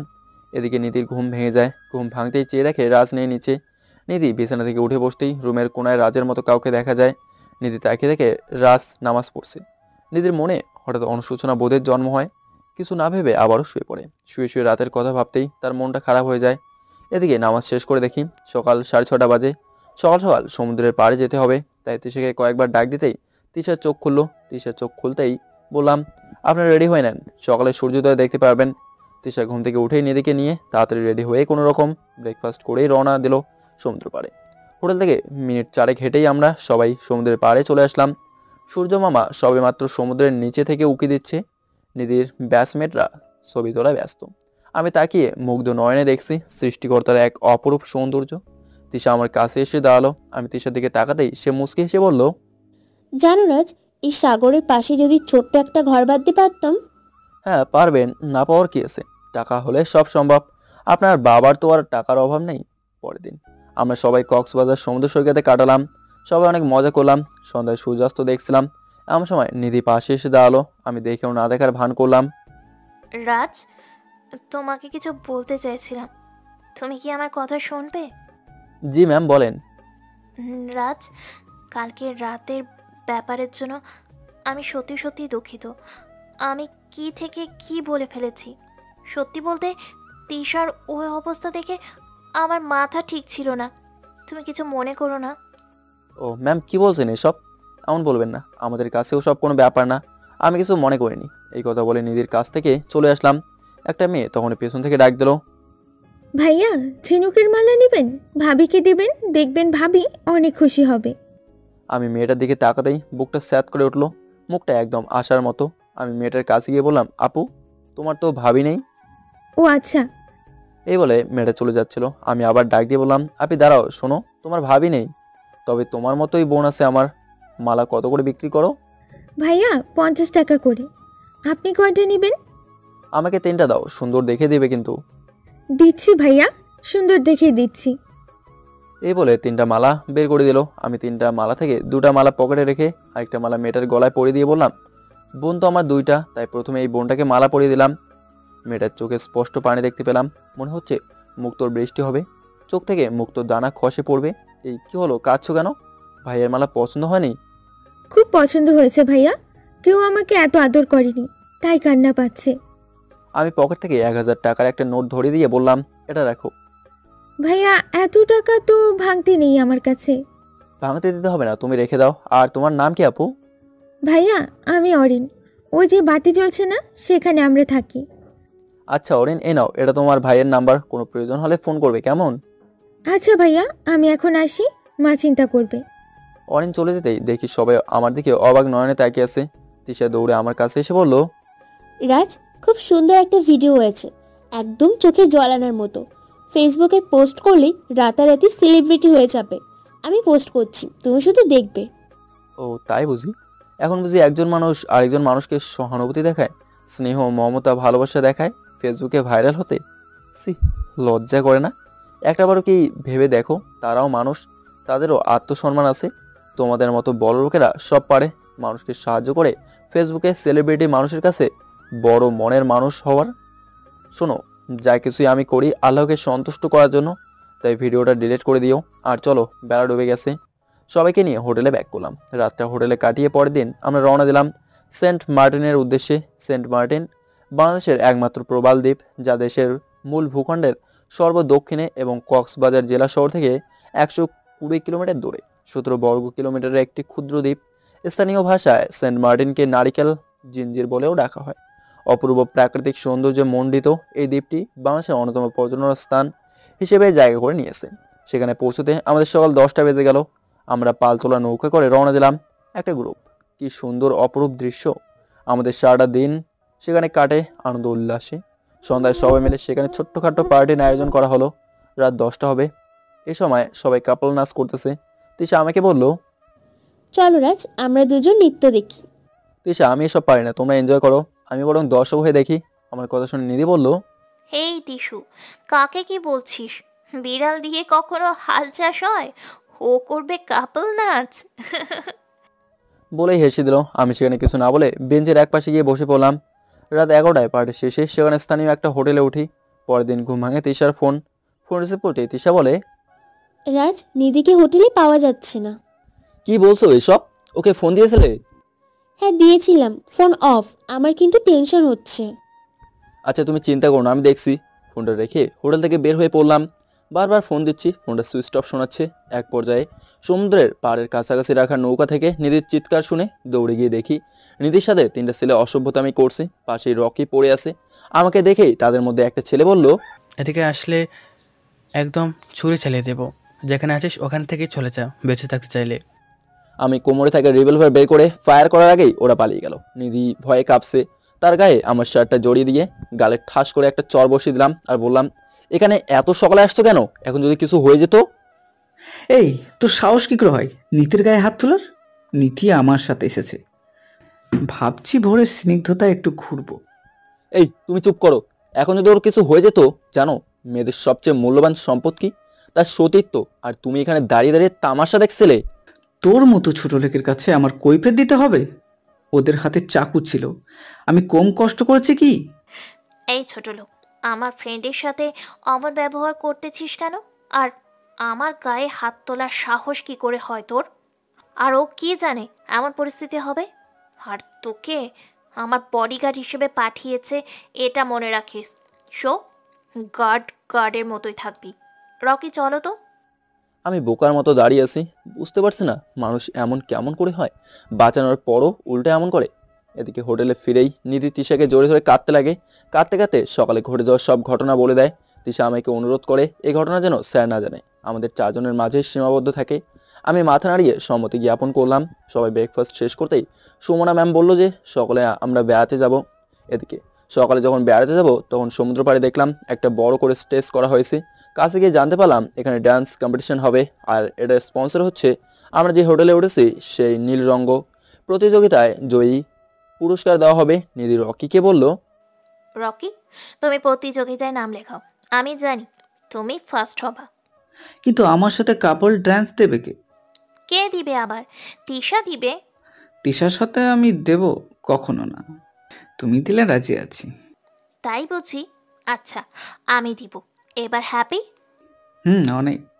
তিশার দিকে তাকিয়ে বুঝলাম তিশা রাগে ফুঁসছে, ফণি তোলা সাপের মতো। তিশা অনেকটা বিচলিত কণ্ঠে আমায় বলল, রাজ চলো, আমরা দুজন কম্পিটিশনে পারফর্ম করব, তুমি শুধু আমাকে সঙ্গ দিও।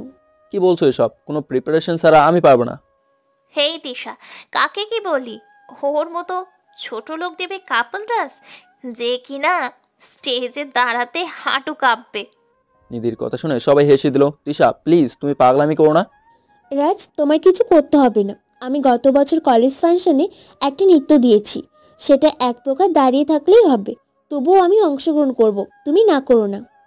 আমি আর কিছু বলতে পারলাম না। তিশা গিয়ে নাম লিখিয়ে আসলো। অনুষ্ঠান রাত 9টায়, তাই সবাই মিলে ঘুরতে গেলাম। বিকেলে আমরা হোটেলে ব্যাক করলাম। তিশার জোড়াজুড়িতে একটা কাপল ডান্সের কয়েকবার প্র্যাকটিস করি। রাত 8টায় যথারীতি অনুষ্ঠান শুরু হয়। একে একে অনেকেই পারফর্ম করলো। এবার নিধি আর রকির ডাক আসলো। দুজনে ম্যাচিং করে ড্রেস পরছে, দুজনকেই খুব সুন্দর লাগছে। কিন্তু কেন যেন নিধির পাশে রকিকে সহ্য করতে পারছি না। তারা দুজনে একটা হিন্দি গানের সাথে কাপল ডান্স করছে। গানের সাথে নাচের কম্বিনেশন একদম সবার মন কেড়ে নিচ্ছে। মনে হচ্ছে সবার রিয়াকশনে তাদের পারফর্ম শেষে সবাই বলা বলি করছে তারাই ফার্স্ট হবে। নিধি মঞ্চ থেকে নেমে তিশার পাশের চেয়ারটায় বসতে বসতে বলল, তৃষা, লজ্জা না পেতে চাইলে ডান্স দেশ না। ওর মতো গাধা ডান্সে কি বোঝে? এটা গান বা গিটার বাজানো না। নিধি, তুই চুপ কর না দোস্ত, আমি জানি তোরাই জিতবি, তবে আমরা একটু চেষ্টা করে দেখি পারি কিনা সবাইকে আনন্দ দিতে। রকি আমার পাশে এসে বসে বলল, কোনোদিন কাপল ডান্স কি শুনেছিস? রকির কথা শুনে মুচকি হাসলাম। কি ব্যাপার ছোট লোক, হাসছিস?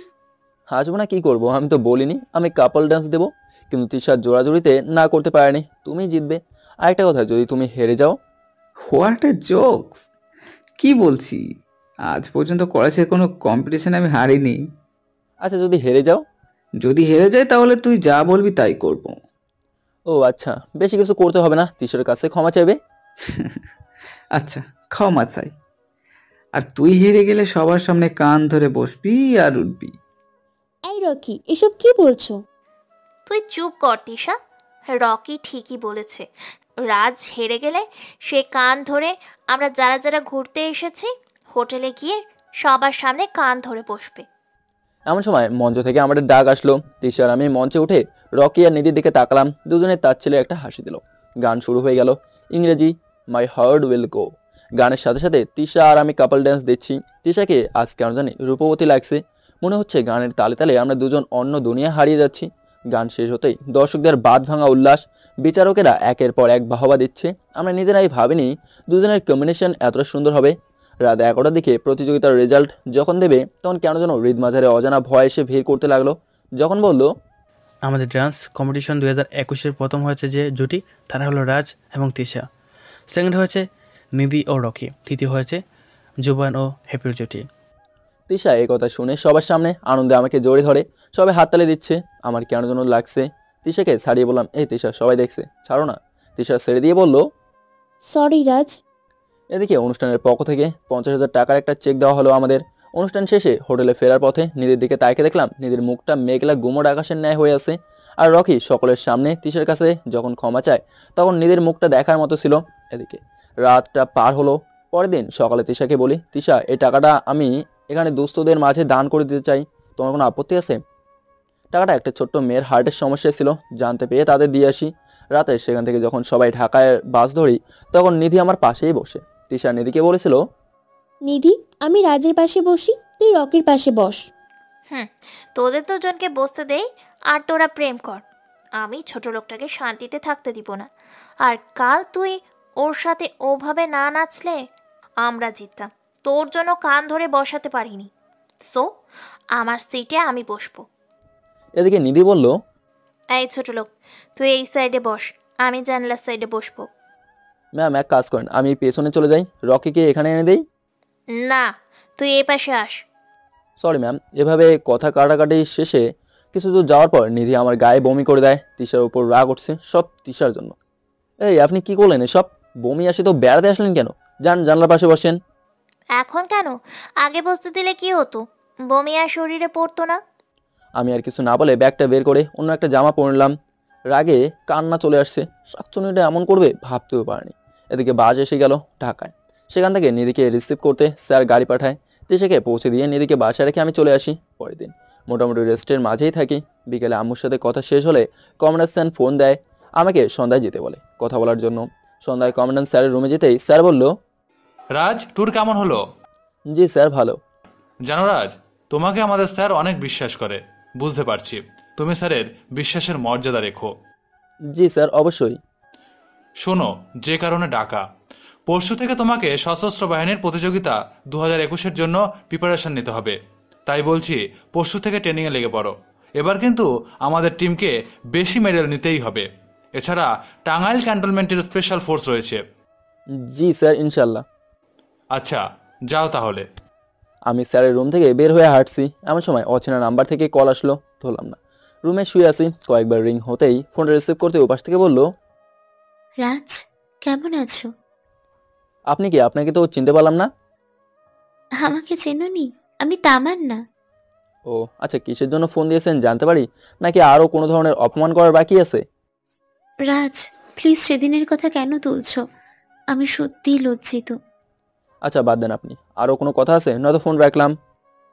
রাজ প্লিজ ফোন রেখো না, আমি তোমার সাথে মিট করতে চাই। সরি, আমার সময় নাই, আর আপনার সাথে দেখা করার কোনো প্রশ্নই আসে না। আমাকে এখনো ঘৃণা করো তুমি? আমাকে এখনো ক্ষমা করোনি? না, আপনাকে ঘৃণা করব কেন? আমি কাউকেই ঘৃণা করি না, আর আমি আপনাকে সেদিনই ক্ষমা করেছি। এখন আপনার কাছে অনুরোধ, আপনি আর কোনোদিন আমার নাম্বারে ফোন দেবেন না বা আমার সাথে কোনোদিন যোগাযোগ করবেন না। রাজ প্লিজ, আর কোনো দিন তোমাকে বিরক্ত করব না। শুধু আমাকে 1 ঘন্টা সময় দাও।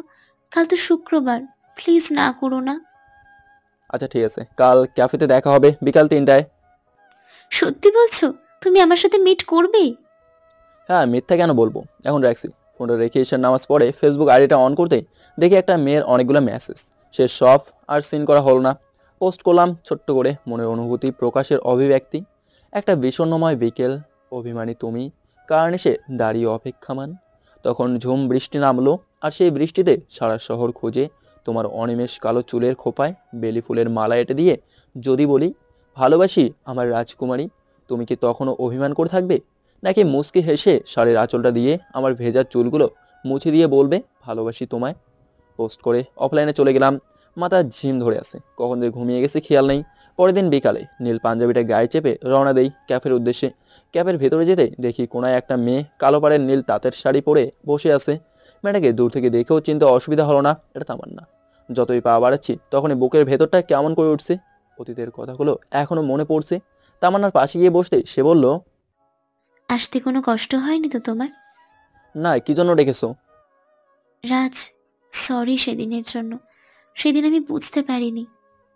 বাদ দাও না তামান্না, বলো কি অর্ডার করব? আমি স্পষ্ট দেখতে পেলাম তামান্না কাঁদছে। তার চোখের পানি মুছে দেওয়ার শক্তিও আমার নেই। তামান্নার দিকে তাকিয়ে হারিয়ে গেলাম অতীতে। দুজনে একই কলেজে পড়তাম। কলেজের প্রায় সবার সাথেই বন্ধুত্ব ছিল। আমি যে কলেজের পরীক্ষাগুলোতে প্রথম হতাম এটা সবাই মানতে পারলেও তামান্না মানতে পারতো না। শুনেছি তামান্নার শিক্ষা জীবনে কখনো দ্বিতীয় হয়নি, আর তামান্না এজন্য আমাকে দেখতে পারতো না। একদিন কলেজ শেষ করে বাসায় ফিরবো এমন সময় তামান্নার সামনে দাঁড়িয়ে বলল, আমি তোমাকে ভালোবাসি। সেদিন তামান্নার কথায় হাসি পেয়েছিল খুব, তবু হাসিটুকুকে থামিয়ে কোনো উত্তর না দিয়ে চলে এসেছিলাম। তার 2 দিন পর মাঠের পাশ দিয়ে যাচ্ছিলাম, এমন সময় তামান্না তার বান্ধবীদের সাথে কথা বলছে। জানিস, রাজকে প্রেমের জালে ফাঁসিয়ে পড়াশোনা থেকে দূরে রাখবো, আর রাজ আমাকে ভালোবাসবেই। আমার যে সুন্দরী এই কলেজে আর কে আছে? আমি সেদিন তামান্নার মুখে এ কথা শুনে খানিকটা অবাক হই। একটা মেয়ে প্রথম হওয়ার জন্য এমন ঘৃণিত কাজ করে। পরের দিন যখন ছুটি শেষে আমার সামনে দাঁড়িয়ে বলে, রাজ, আমি সত্যি তোমাকে ছাড়া বাঁচবো না, তুমি আমাকে ফিরিয়ে দিও না। সেদিন তামান্নার গালে ঠাস করে চর বসিয়ে দিয়ে বলেছিলাম, প্রথম হওয়ার জন্য যে মেয়ে নিজের চরিত্র কলঙ্কিত করতে পারে সে মেয়েকে আমি ভালোবাসবো কোনো দিনই না। তুই আমাকে মারলি? আমি তোকে দেখে নেব। এদিকে পরের দিন ক্লাসে বসে আছি, এমন সময় হাবিব বলল, রাজ, তোকে তামান্না কমন রুমে ডাকছে, কি যেন বলবে, এক্ষুনি যা। আমি কমন রুমে যেতেই দেখি তামান্না বসে আছে। তামান্না রুমে আমাকে দেখেই দরজা বন্ধ করে দেয়। দরজা বন্ধ করলে কেন তামান্না? তোমাকে বোঝাবো তামান্নাকে, কার গালে সেদিন চড় দিয়েছিলি। কথাটা বলেই তামান্না ওনাটা টান দিয়ে ছিঁড়ে ফেললো। এই আপনি কি করছেন এসব? আমি দৌড়ে যখন দরজা খুলতে যাব, তামান্না তখন পেছন থেকে জোরে ধরে চিৎকার দিয়ে বলতে লাগলো, কে কোথায় আছো? আমাকে বাঁচান, এই অসভ্যটা আমাকে মেরে ফেললো। এমন সময় তামান্নার বান্ধবীরা প্রিন্সিপাল স্যারকে নিয়ে দরজা ধাক্কা দিচ্ছে। তামান্নার দরজা খুলেই সাবিহাকে জোরে ধরে কাঁদতে লাগলো। আমি অবাক হয়ে এখনও তাকিয়ে আছি। সব কিছু দুঃস্বপ্নের মতো মনে হচ্ছিল। তামান্না একটা এতটা ঘৃণিত কাজ করবে আমি ভাবতেও পারিনি। যাদেরকে নিজের প্রিয় বন্ধু মনে করতাম তারাও আজ ধিক্কার জানাচ্ছি। অনেকে বলছে আমার চরিত্র খারাপ। অনেকদিন থেকে নাকি আমি তামান্নার সাথে ইপটিজিং করছি। দু একজন ছেলে মারতে আসলো। আমি মাথা নিচু করে দাঁড়িয়ে আছি। প্রিন্সিপাল স্যার আমার কাছে এসে বলল, রাজ, তোমার দ্বারা এমন কিছু হবে কখনো ভাবিনি। ছি, তুমি এতটা জঘন্য। স্যার প্লিজ বিলিভ করেন, আমি এসব করিনি। রাজ প্লিজ স্টপ, আমি কিছু শুনতে চাই না। যা দেখার তা তো দেখতেই পারছি। বিকালে স্কুলে মিটিং বসলো। তামান্নার বাবা আসলো। আমাকেও খবর দেওয়া হলো তামান্নার বাবার কথা আমাকে পুলিশে দেবে। আম্মু এসে আমার গালে ঠাস করে চর বসিয়ে দিয়ে বলল, আমি এসব দেখার জন্য পেটে ধরেছি তোকে? তুই এমন করবি আর আমি কখনো কল্পনাও করিনি। সবাই বললো পুলিশকে ফোন দিতে। তামান্নার দিকে চেয়ে দেখি তামান্না মেটে হাসছে। প্রিন্সিপাল স্যার যখন পুলিশকে ফোন দেবে তখন মা স্যারকে বলল, স্যার দয়া করে, আমার ছেলেটা ছাড়া আর আমার কেউ নাই। তার বাবাকে হারিয়ে তার মুখের দিকে চেয়েই বেঁচে আছি। ও স্যার, পুলিশকে ফোন দিবেন না। আমার ছেলেটার বাপের অনেক শখ ছিল ছেলেটা সেনাবাহিনী হবে। হরে মাফ কইরা দিন স্যার, ওর জীবনটা নষ্ট করবেন না। আমি কিছু করতে পারবো না। আর রাজ যে অপরাধ করেছে তার এমন শাস্তি হওয়া উচিত। আর আপনি কেমন মা, কেমন ছেলে পেটে ধরেছেন যে একটা নারীকে সম্মান করতে পারে না? প্রিন্সিপাল স্যারের কথা শুনে মা কান্না করে দিল। আম্মুর চোখে পানি দেখে নিজের চোখের পানি আটকে রাখতে পারছি না। আম্মু তামান্নার বাবাকেও অনেক অনুরোধ করলো, কিন্তু সে তার সিদ্ধান্তে অনড়। মা শেষ পর্যন্ত তামান্নাকে বলল, মা, তোমার সাথে একটু আলাদাভাবে কথা বলতে পারি?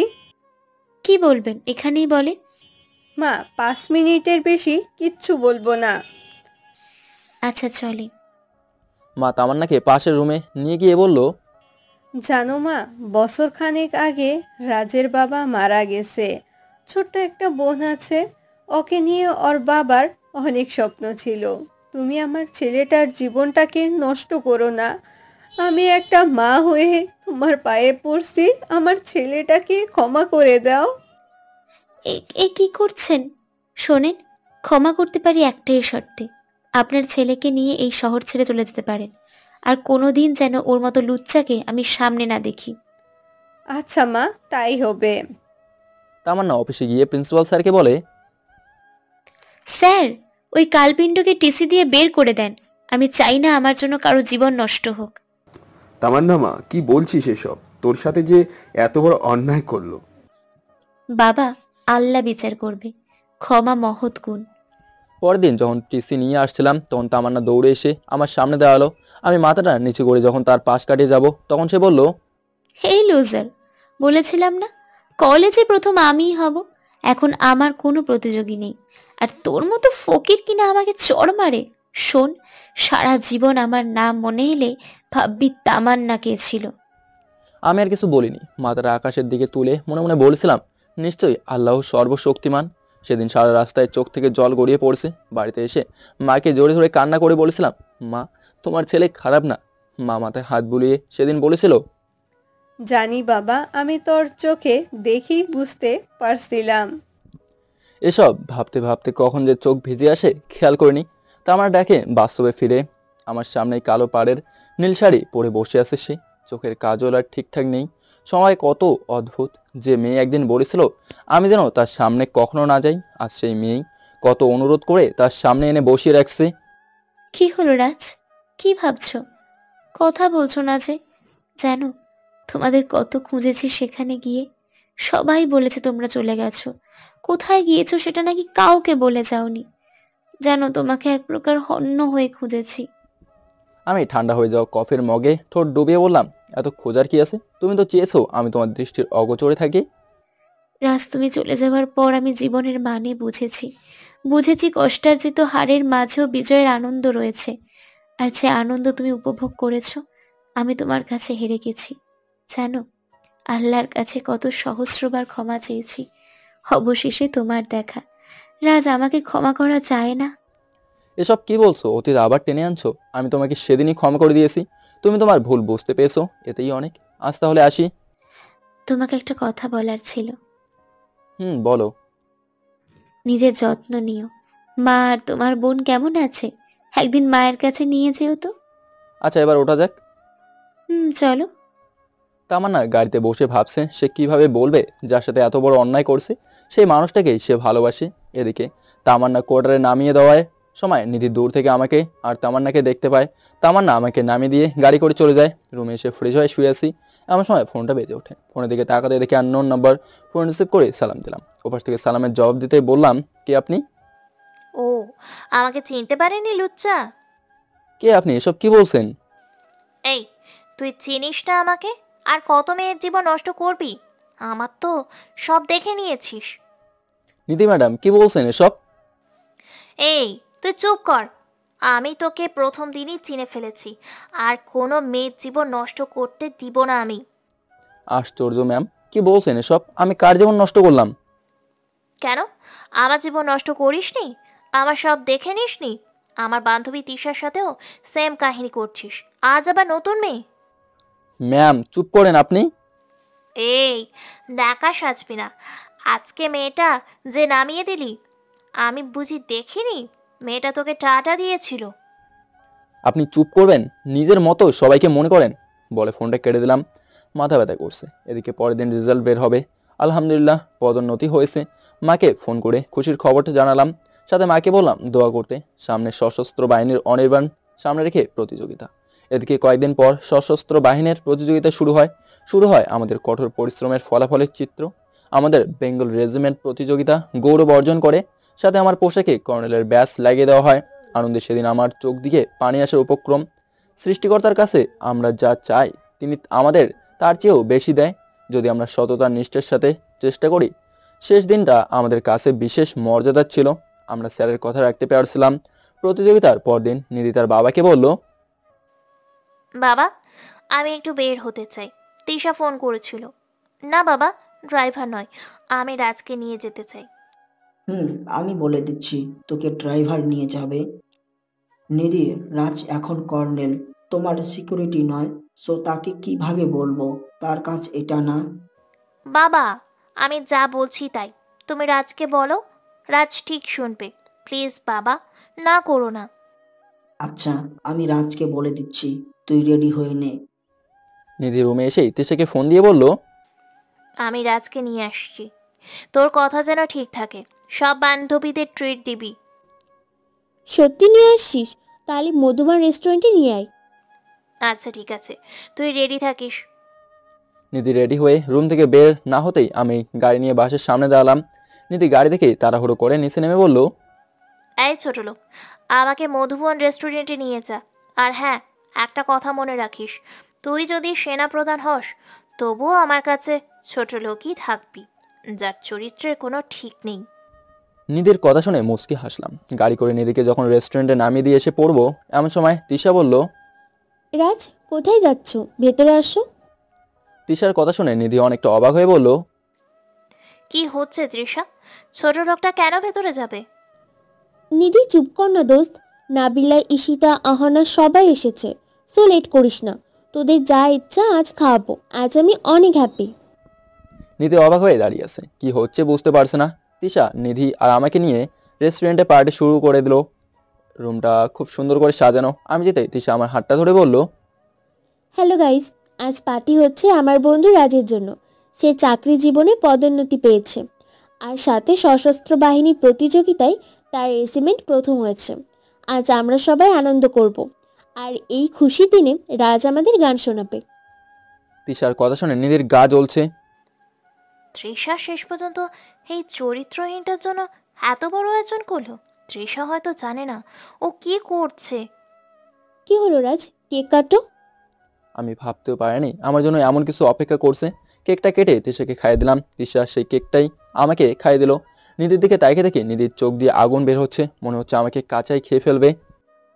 রাজ, নিধিকে খাইয়ে দাও। আমি নিধিকে যখন খাইয়ে দেবো তখন নিধি কেকটা না খেয়ে কেকটা পায়ের নিচে পিষে ফেললো।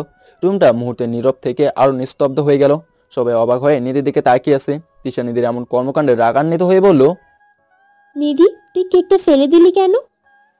ফেলবো না, কি করব? একটা ছোট লোকের হাতে আমি কেক খাবো? আর তুই এমন করবি জানলে আমি কোনোদিনই আসতাম না। নিধি রাগ করে একাই চলে যাওয়ার জন্য বের হলো। নিধির সাথে সাথে আমিও যখন বের হতে যাব তখন তিশা বলল, রাজ, তুমি কোথায় যাচ্ছ? তিশা, আমার যেতে হবে। স্যার আমাকে তার মেয়েকে প্রোটেক্ট করার জন্য পাঠিয়েছে। রাস্তায় কিছু হলে আমাকে সাফার করতে হবে। তুমি পারলে নিধিকে আটকাও। তিশা দৌড়ে গিয়ে নিধির সামনে দাঁড়ায়। এই নিধি, যাস না প্লিজ, কত কষ্ট করে পার্টিটা দিয়েছি। তৃষা, আমার সামনে থেকে সর। এই বলে যখন ধাক্কা দিয়ে সরাতে যায়, তিশা নিজের রাগকে কন্ট্রোল করতে না পেয়ে নিধির গালে ঠাস করে চর বসিয়ে দিয়ে বলে, ছি, তোকে বন্ধু ভাবতেও লজ্জা করছে আমার। আজ থেকে আমার কোনো বন্ধু নেই। এই বলে তিশা চলে যায়। আমি গাড়িতে উঠতে গেলে নিধির চিৎকার দিয়ে বলে, এই ছোট লোক, তুই আমার গাড়িতে উঠবি না। তুই তৃষার কাছে যা, চরিত্রহীন লুইচ্ছা কথাকার। এই বলে গাড়ি নিয়ে চলে যায়। তার 2 দিন পর সিনিয়র স্যার আমাকে তার বাসায় যেতে বলে। বিকালে স্যারের বাসায় গেলে স্যার বলে, রাজ, তোমাকে একটা কথা বলতে চাই। জি স্যার বলেন। আজ স্যার হিসাবে না, আশা করি তুমি না করবে না। কি বলছেন স্যার, বুঝতে পারছি না। রাজ, আমি চাচ্ছি আমার মা হারা মেয়েটাকে তোমার হাতে তুলে দিতে। গ্রাম থেকে তোমার মা আর বোনকে নিয়ে আসো। আমি তোমার মায়ের সাথে বাকি সব কথা বলে ঠিক করব। কিন্তু স্যার নিধি। তোমার ওসব ভাবতে হবে না। নিধি না করবে না। আমি আমার মেয়েকে চিনি। তোমার মায়ের নাম্বারটা দাও। এদিকে স্যার পরদিন আম্মুর সাথে কথা বলে সব ঠিক করে ফেলে। আম্মুর কাছে শুনি নিধিও এই বিয়েতে রাজি। আমি আম্মুর কথা শুনে বিস্মিত হয়ে যাই যে মেয়েটা আমার নাম শুনতে পারলো না সেই কিনা বিয়েতে রাজি। কিন্তু 2 দিন পরেই বিয়ে মানতে পারছিলাম না, তবুও কি করার, মায়ের হুকুম। বিয়েটা হয়ে যায়। তিশা বিয়েতে আসেনি, হয়তো অভিমান নয়তো রাগে। আজ আমাদের বাসর রাত। ফুলে ফুলে সাজানো রুমটা, বিছানায় শত ফুলের মাঝে আরেকটা ফুল বসে আছে। আমি দরজা বন্ধ করে বিছানায় বসে ঘুমটা সরাতেই নিধি ফল কাটা ছুরি বের করে বলল, তুই যদি আমাকে স্পর্শ করিস তাহলে আমি এই ছুরি গলায় চালিয়ে দিব। নিধি কি বলছো এসব?